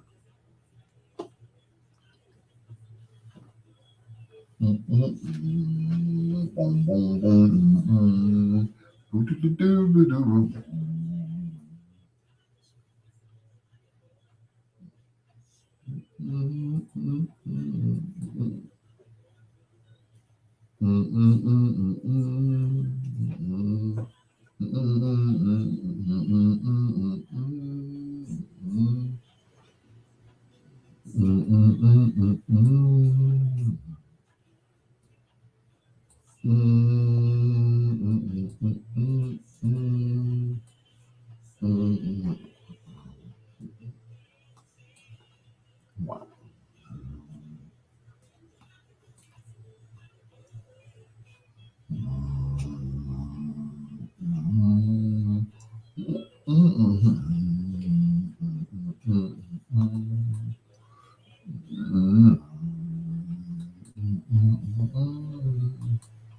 You know he's gonna be dressed to kill. We're gonna find a brand new thrill. Come on now.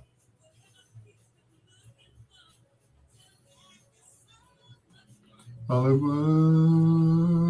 a hood. And where? Boom, boom, boom, boom. Boom, boom, boom, boom. American Breed, thank you. I could not think of that name for nothing.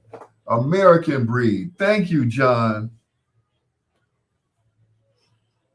Yeah, it was a different iteration of the American Breed. Yeah. I could not think of them, man. Sooner or later, love is gonna get you. Yeah. She sang with Baby Huey and the Babysitters after Baby Huey passed on Curtis Mayfield's label. Yep. Curtom Records. Yeah.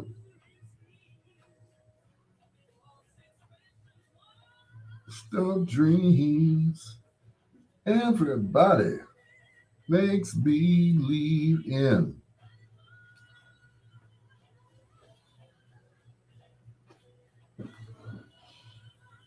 The hood.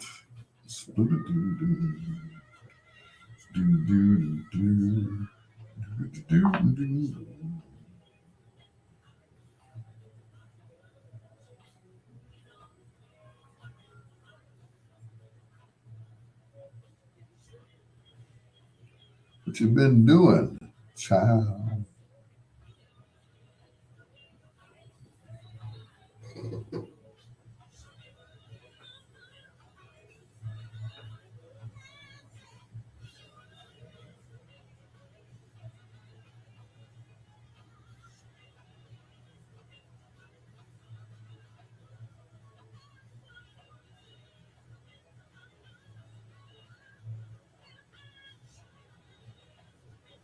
Hollywood, bend me, shape me any way you want me. Oh. See, that's why, I've got the greatest audience in the world.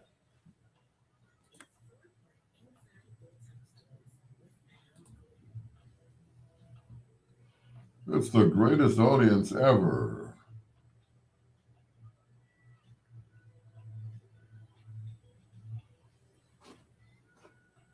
Bend me, shape me any way you want me.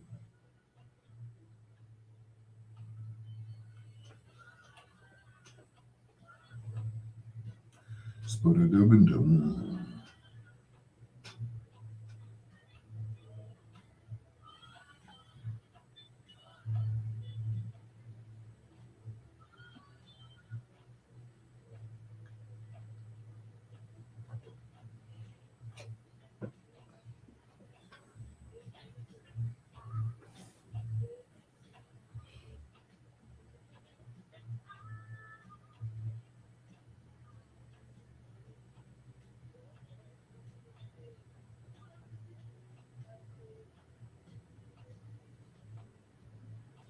Mm-hmm. Bend me, shape me any way. See, that song's gonna be stuck in my head all night.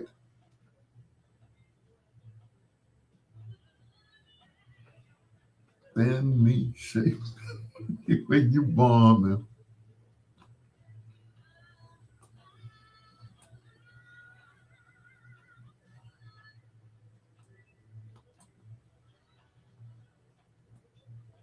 Ooh, ooh, doo-doo-doo-doo.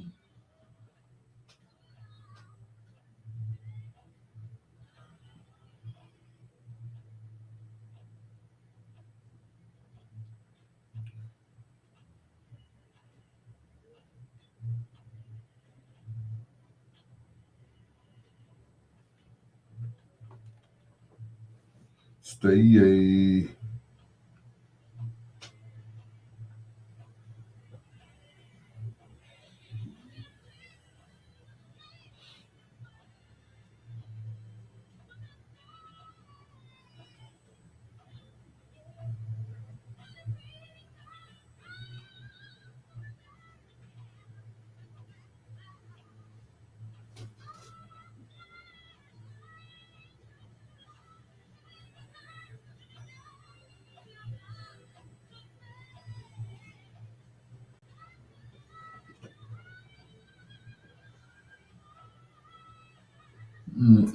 I remember seeing Shaka at the African Fest one year.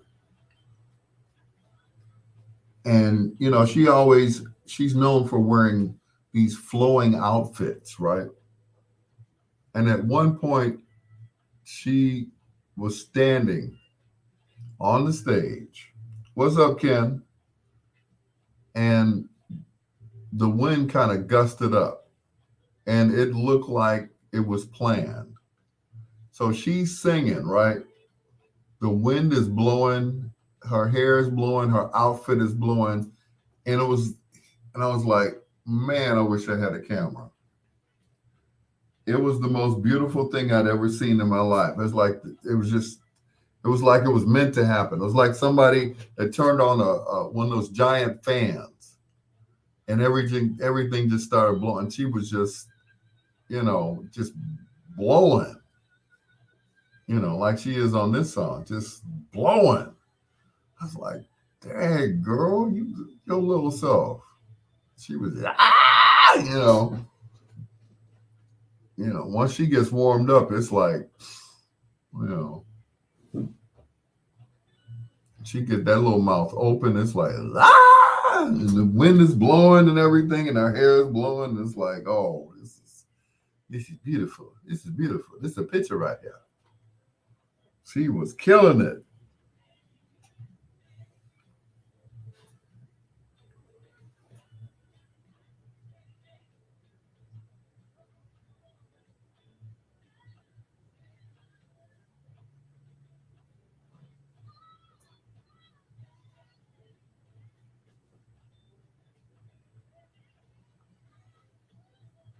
Mm-mm-mm.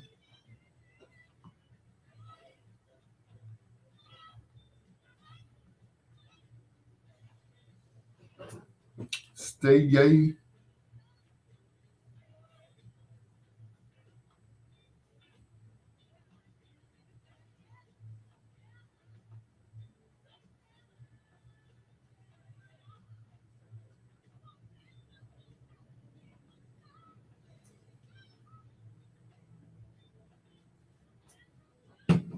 What's going on, Ken? I know you saw Uncle Sam this morning on Channel 9. I'm like, Uncle Sam doing it big, ain't he?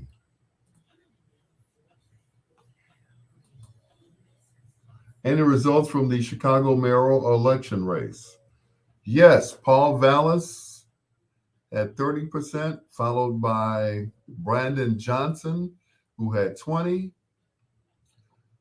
followed by incumbent mayor Lori Lightfoot at 16%. Behind her was Chewy with 14%. So there's your race. Everybody else, it doesn't matter. They didn't when place a show, they didn't even place. I know one person did not place, and it's unfortunate, and that was Roderick Sawyer, Hot Rod Sawyer. It's like, dang. Any results from the Hellman's mayonnaise race? Nope. The jury is still out. But you say you hate you missed it.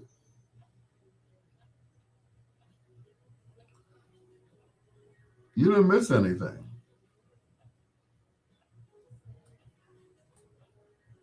Who said you missed something?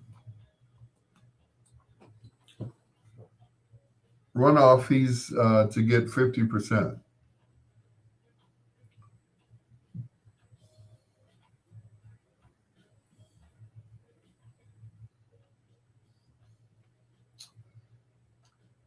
Mm-mm. But like I said earlier, and I didn't want to talk about politics again, because every time I start talking about politics and my numbers go down. But my thing was that with all of those African American candidates, excuse me, they should have gotten behind one candidate and pushed them instead of all these people,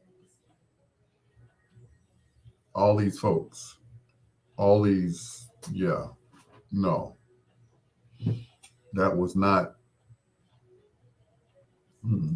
And once again, and I've said this before, and you all know, if you have so many of the same race going after the same position, then it waters down the vote because black folks are going to vote for black folks, white folks are going to vote for white folks.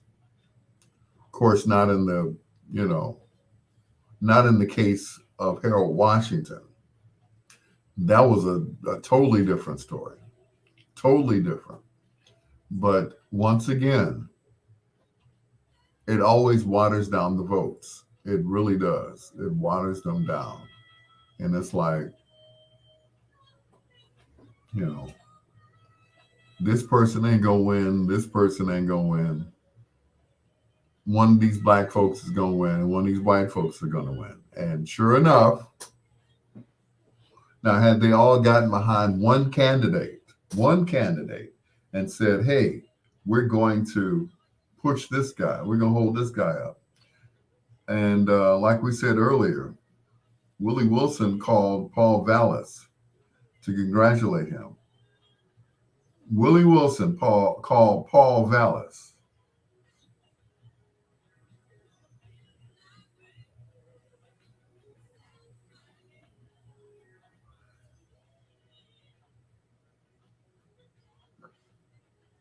I'm going to leave that right there.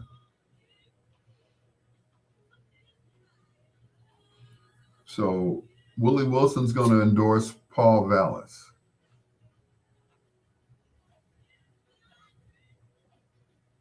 Okay. And that's just it. You can vote for whomever you want to. You can support anyone you want to. And that's just it. The corrupt Chicago political establishment is tricky. That it is. That it is.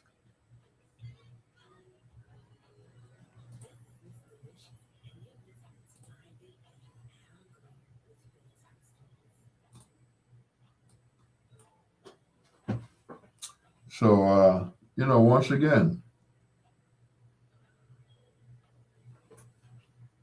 he can vote for or endorse whomever he wants to. I'm just saying,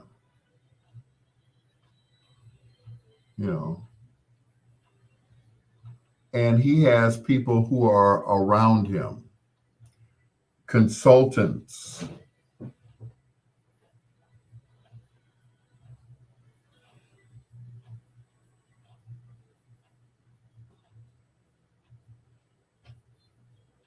And that's just it, Consultants are no more than people who give you suggestions that you pay for. That's the difference between taking somebody's advice and paying for someone's advice.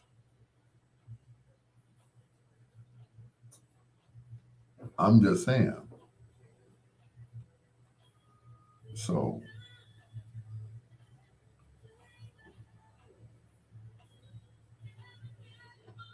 that's it.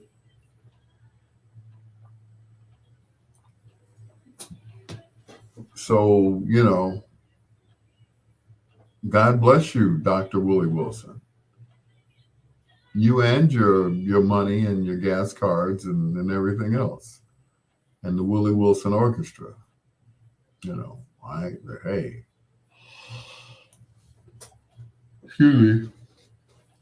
You know, hey, I ain't mad at you, bro. You know.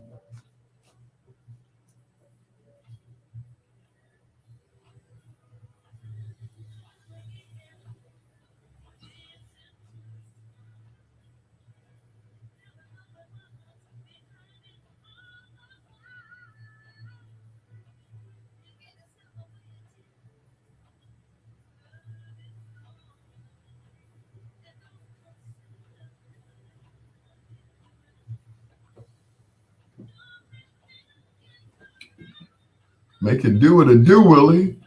Do the Uncle Willie if you want to.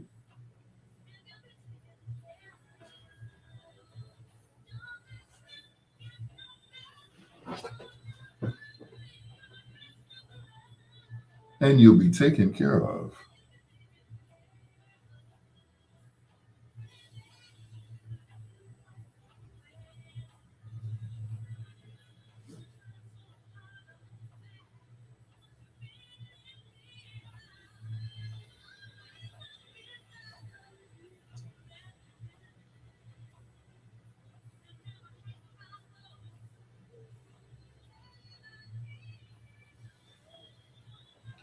Willie hasn't conceded yet. He's waiting for the mail-in votes.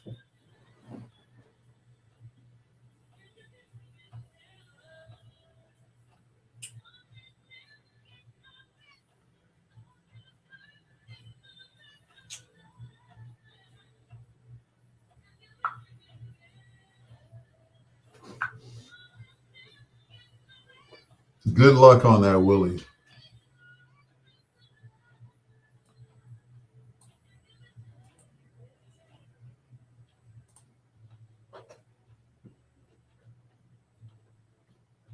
You keep waiting for them votes to come in.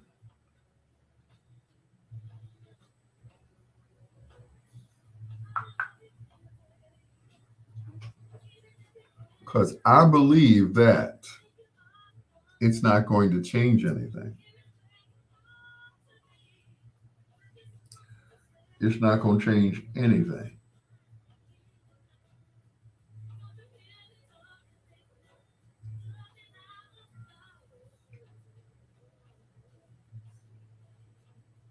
Not going to change a doggone thing, Mr. Wilson, Dr. Wilson, I'm sorry.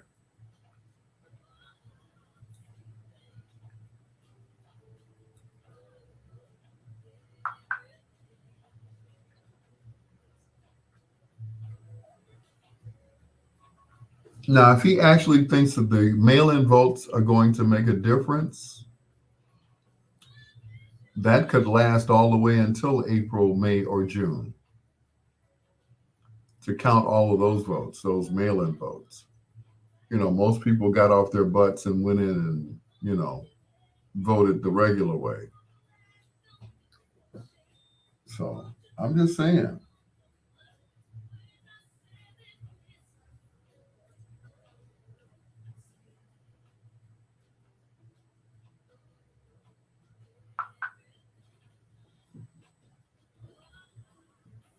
But you go ahead, Willie.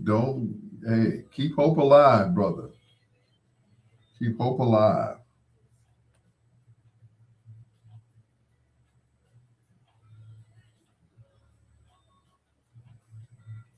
But he ran a pretty good campaign. I will admit that.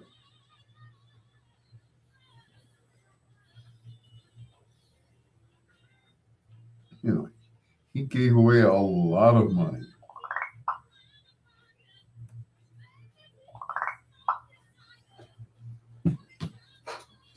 He gave away a lot of money. And once again, you know, him giving out money wasn't nothing. Like I said, it's the change that you pick up on the ground. That wasn't nothing. Vic said you still need 50% to avoid a runoff. I hear you. Yeah.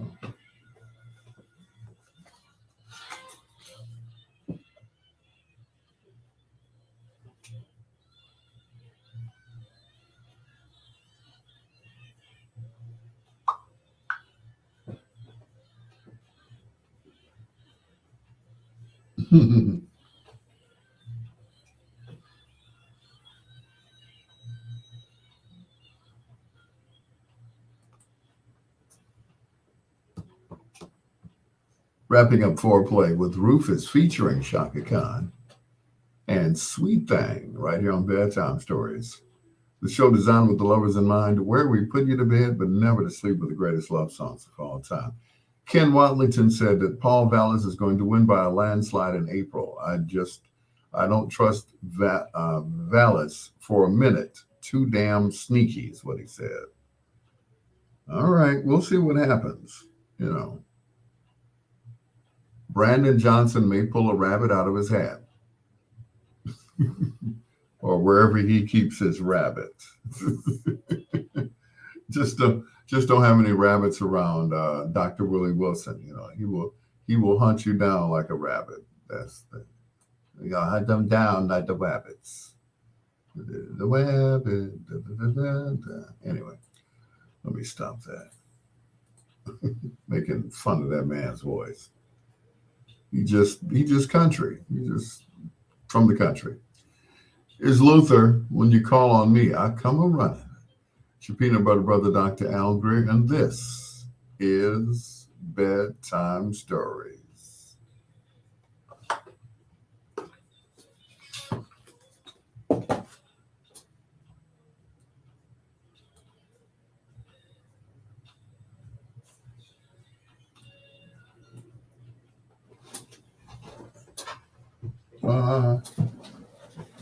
Got to go to the bathroom before I pee on myself now. Oh.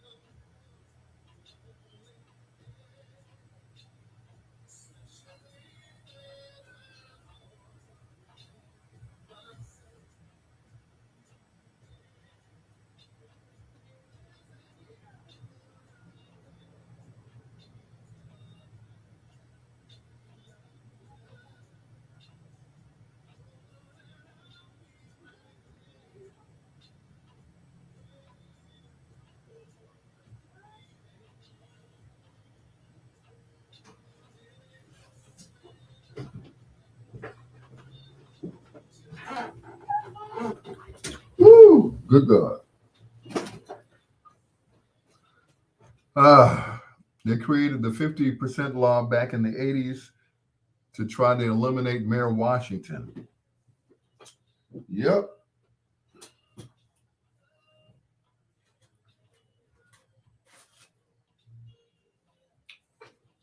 You're absolutely correct, sir.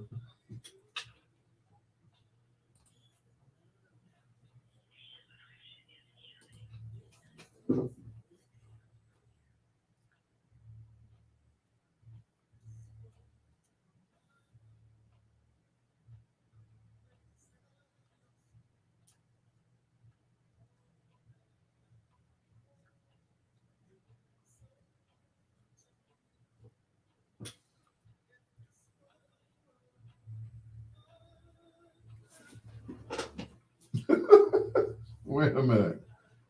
What are you looking at? Oh, someone made that for him. Yeah, he knew he didn't make it himself. Someone made that for him. Which is why cool gent is misspelled. But thank you for pointing that out.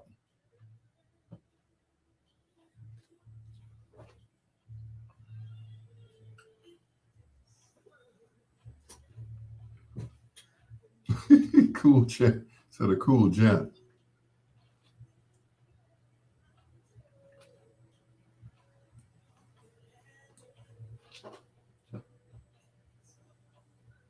But yeah, that someone else made that, and actually, it's not a jacket; it's a sweatshirt that only he could wear, which is why it's on the back of my chair. So that's it.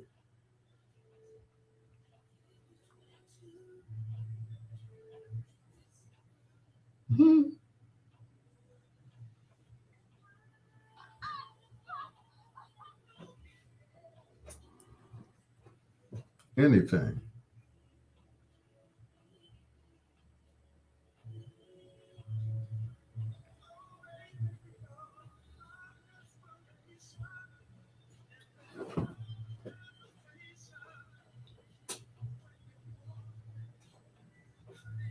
Just call me.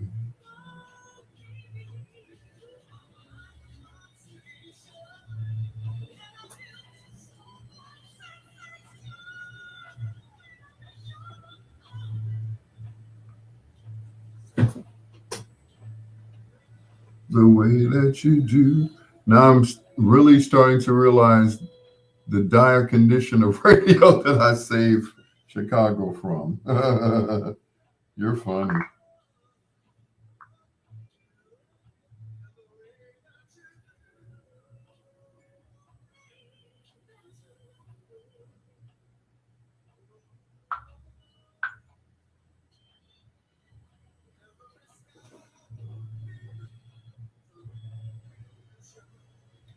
Loving me.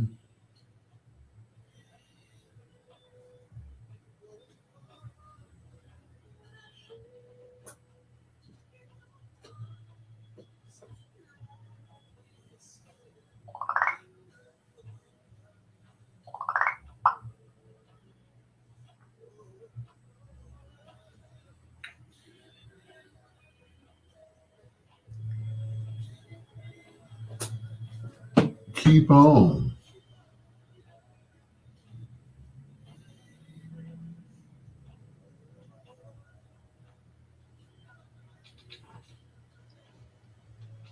You know I need you, baby.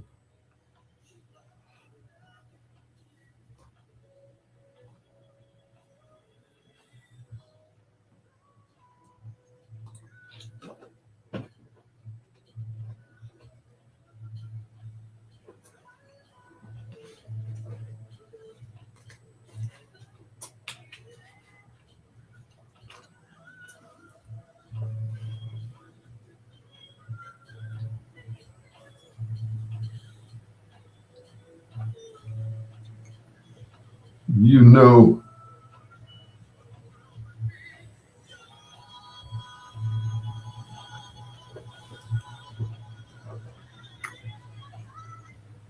yeah, that that was the funeral fit for a king. That's what I called it. Definitely.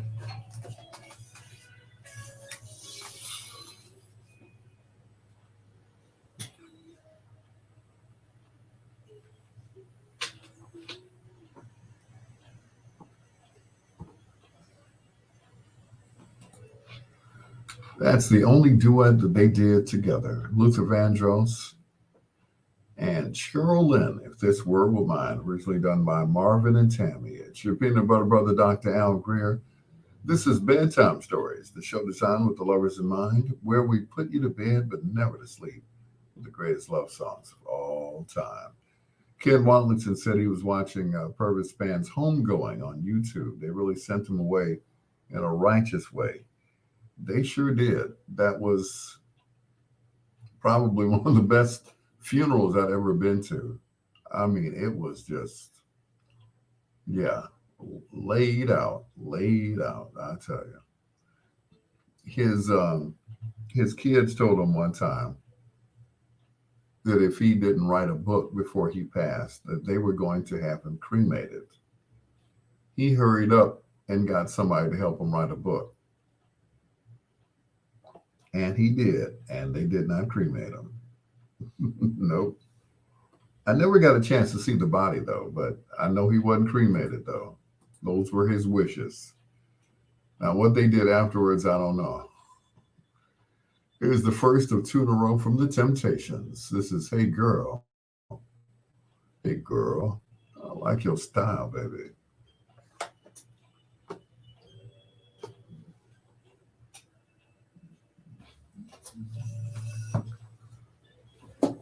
Yep. The worst funeral I ever went to was the one I was talking about earlier, where the fight broke out. Now that right there, the worst. But yeah, it was one of the best ones that I'd ever gone to. You know, if I had to vote on which one was the best or gauge, that was one of the best ones. You know. Yeah. And one of the longest ones. You know. That funeral lasted all day. Why did they bury Mr. Spann? I think Oakwood, if I'm not mistaken. I think.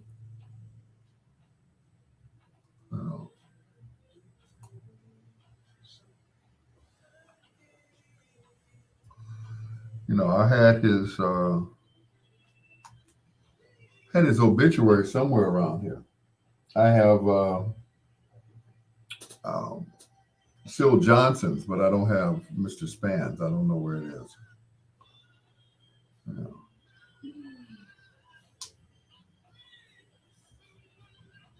Oh yeah. But it was well put together, though. You know.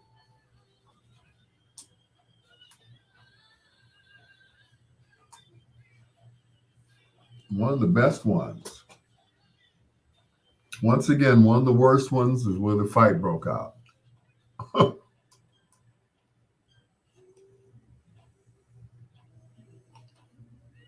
That was crazy.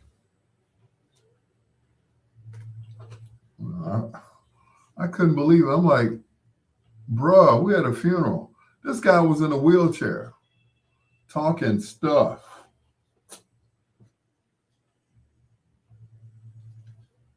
Talking about he's going to whoop somebody's butt. I'm like, but you in a wheelchair, bruh. Anyway.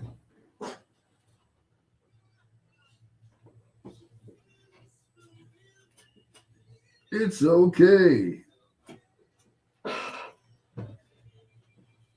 Mm-mm-mm.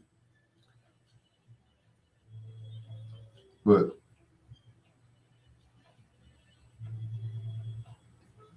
Gene Chandler spoke. Reverend Al Sharpton, Reverend Jesse Jackson, Otis Moss III. I mean, it was star-studded, you know. I mean, star-studded. You know, Reverend Al Sharpton flew all the way from New York to preach at Mr. Span's funeral, only for him to get back to New York and find out that we were moving his show to overnight. Yeah, the thanks that he got, I'll tell you.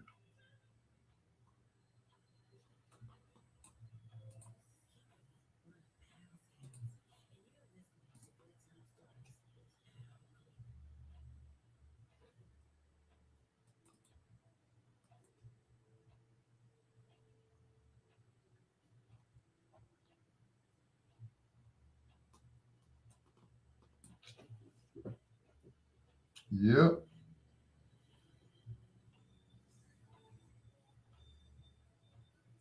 Only for him to get back to New York to find out that we had switched him to 2:00 in the morning because we were bringing back Matt McGill. Not 2:00 in the morning, 3. He's on from 3 to 5. 3, 4, 5, 2 hours. Yeah. Yep. Right after that show called The B-Sides.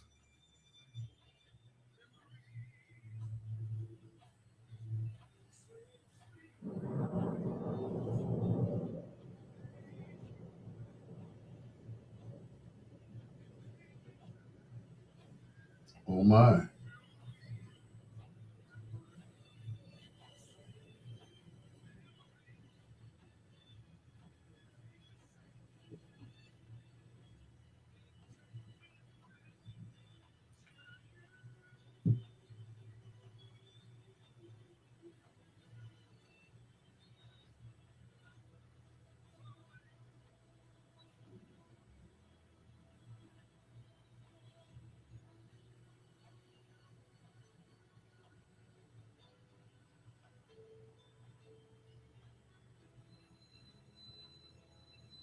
Mm-mm.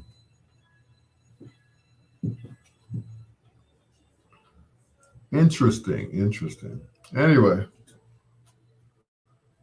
let's see. 5 still on and 8 passing through. TC, Chris Bass, Ned Robinson, Artis, Patricia McClendon, and Shafan Miller. I guess she didn't want to say nothing. That's cool.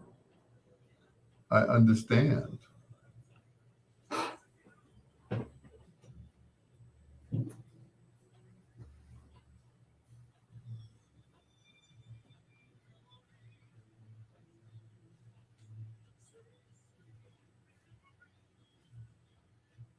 Mm-mm.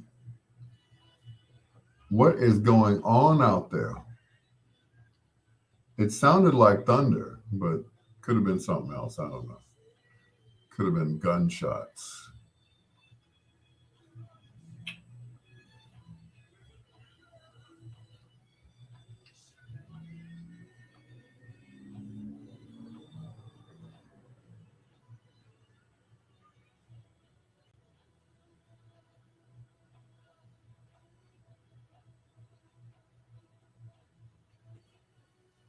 Mm-mm-mm. Is that a big laptop or camera you're on? Actually, it's a camera, and the camera is hooked up to the laptop. It's a HD camera. It's like a one of those huge HD cameras that's hooked up to the laptop. The laptop, of course, is feeding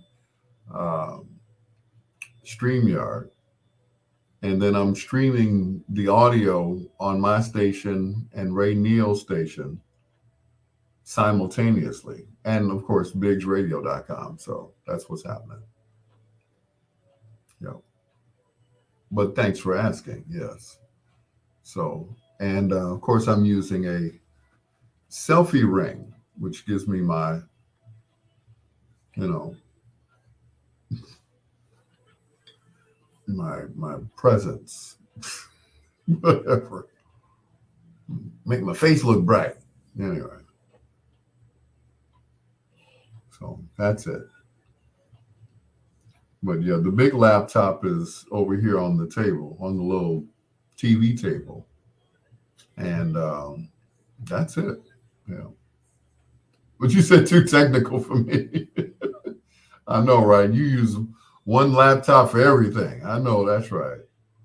You know, I said, look at Vic. Come on now. Okay. Shoot, Vic was doing the damn thing the other day. Blue lights in the basement for real. It was like, okay. Reminded me when I was a kid and I was in the basement.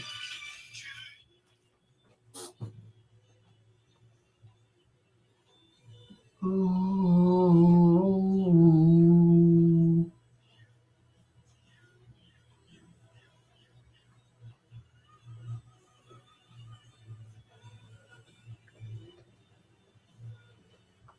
Whatever works, as long as it works. So, you know.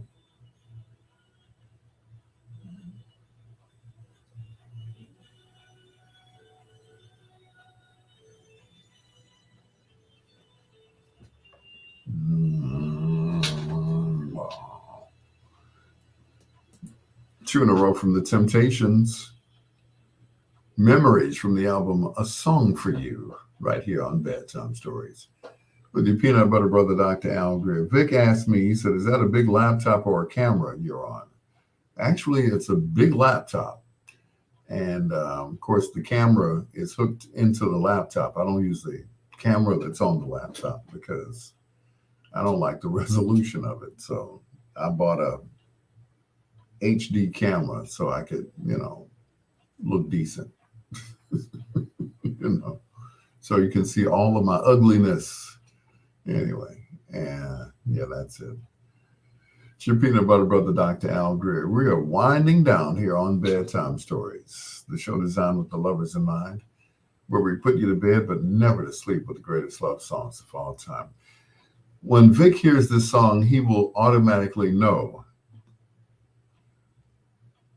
whose theme song this was. This is a song I don't normally play because it's near and dear to me because it belonged to, well, it wasn't his song, but it was the song that he used to open and close his show with. Here's Sharon Ridley, her only big hit, and Stay a While With Me on Bedtime Stories. Whose theme song was this, Vic?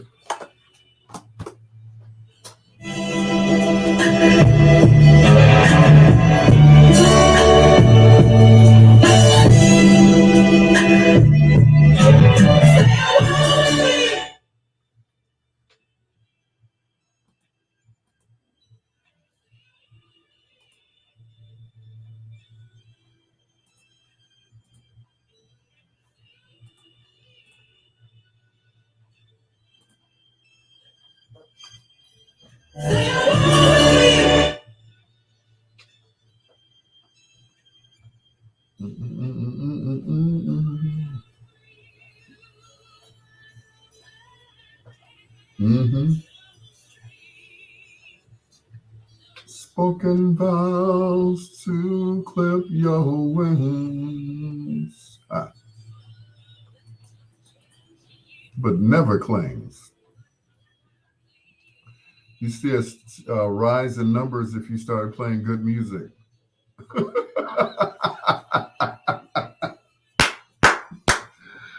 Oh, that is so funny.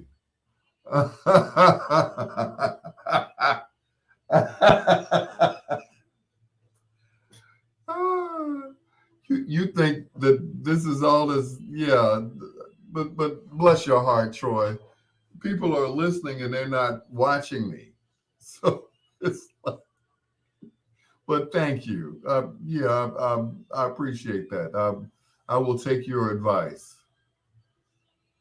Like I'm a 40-year veteran, but that's funny though. Oh, yeah, I need more people to watch me. I want them to listen. I don't care about them looking at me. I want them to listen. But thank you anyway. You know, I know he's got. Oh boy. He thinks nobody's listening to me. It's like because he sees 6 people watching me. It's like they shut down their computers and now they're listening. I'm on 3 stations simultaneously. But okay. Yeah, I'll take your advice. Oh boy. That's a good one. That's funnier than the Elton John joke that you told. That's funny. You know, that tops that one. He actually thinks nobody's listening to me. Wow. I'm just talking to the walls. No, they're listening. They're just not watching me. They care not to look at me because they probably only have one apparatus, so they can only hear what I'm saying and they can't hear the music. So after a while, they shut it down and just listen to me on their phones. So, but of course, you would know that because you're a genius because you're white. But I've been doing radio for 40 years, and people have told me it's like I've watched you, but we can't hear the music. So, after a while, we watch you for a while, and then we, get off Facebook or YouTube, and we just listen to the music. So, but thank you. I'll play something that you might want to hear.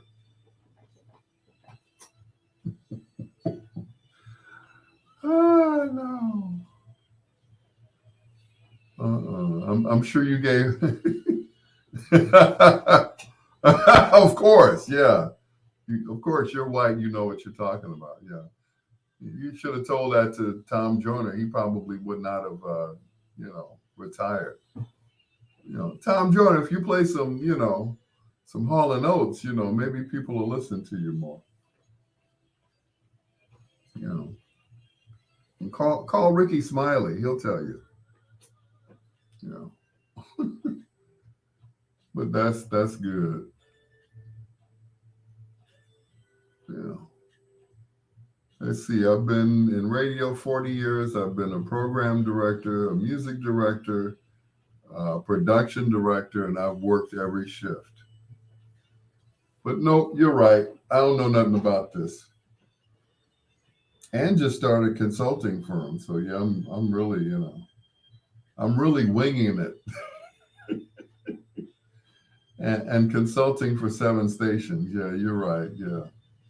What the hell do I know? I'm not white, so you got it. Troy the heckler. Mm-mm-mm. That is funny. Like I took your class at Kennedy King. I understand though.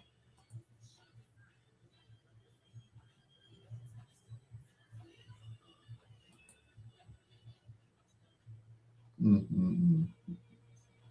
Yeah, that's funnier than the Elton John joke. Don't let the sun go down on you. That's funny. I'm glad I don't take this personally. I'd be ready to jump out the window or something. I'm like, oh no, I'm no good. I quit. The white guy said I'm no good. I need to quit. Oh no. Oh boy. I know, right? When you say a sideline consultant. Oh, but that is funny.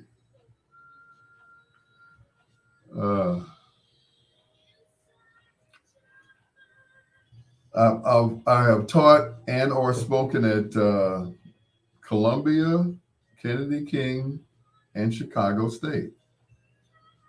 Yep, you're right. I don't know what I'm talking about. Now you're getting on you now, Troy. Vic, he said, Vic, you're slipping. That's a good one. Mm-mm-mm. Buddy, buddy, buddy.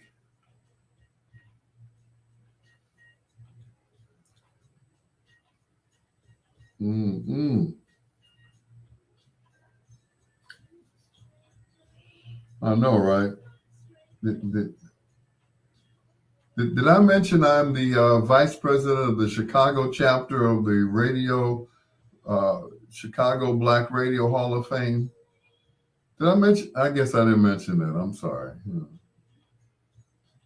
But it's cool.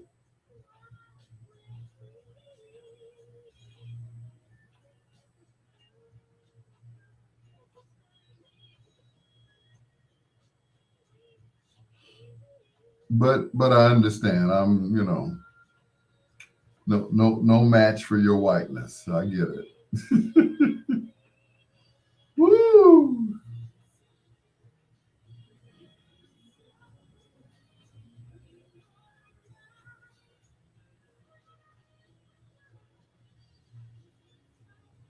Mm-mm.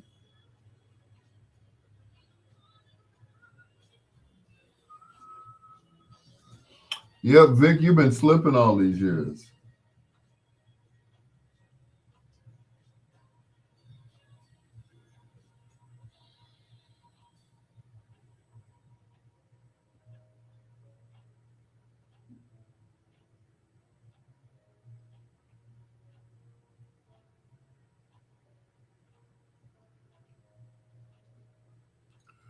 Doom, doom, doom, doom.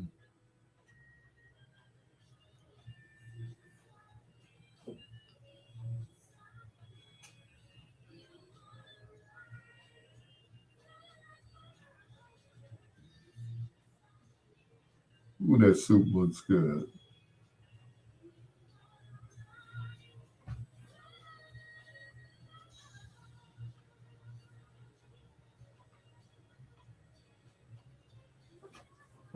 Mm-mm.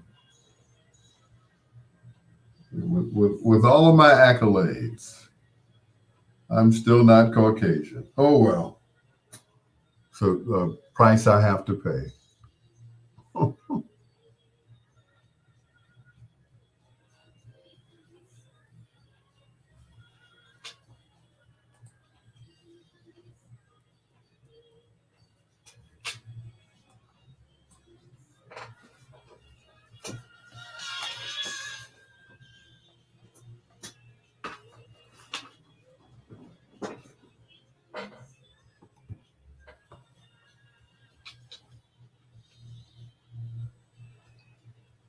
For a while they didn't want to play that song on the radio because of that one line in there. Inside my love. What were you all thinking? Oh no, she's saying you can. No, that's not what she's saying. Wrapping up bedtime stories all together. Yes, all together now. Minnie Riperton, inside my love is where she wants you to come. Yeah.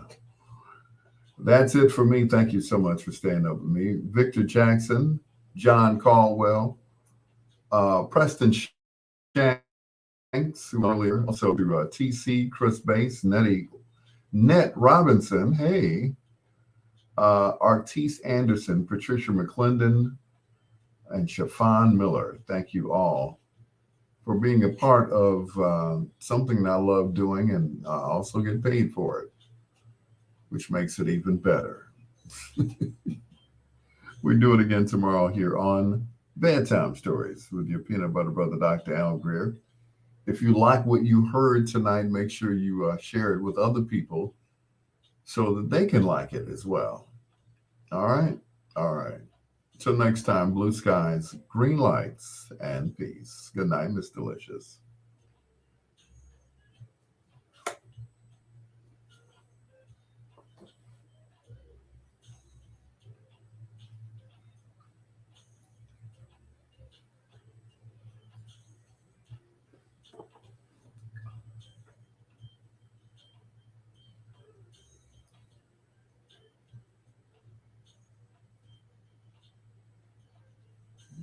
Mm-mm-mm.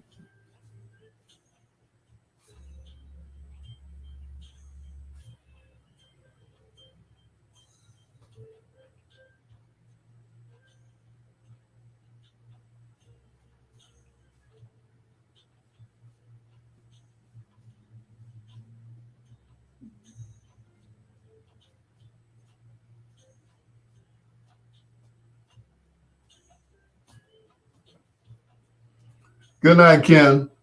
Thanks, Vic. Mhm.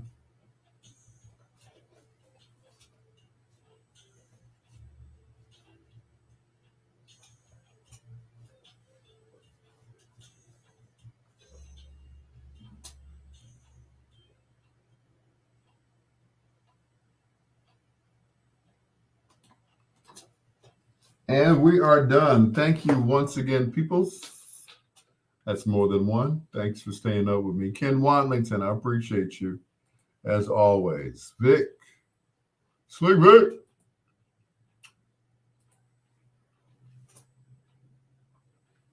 Blue lights in the basement.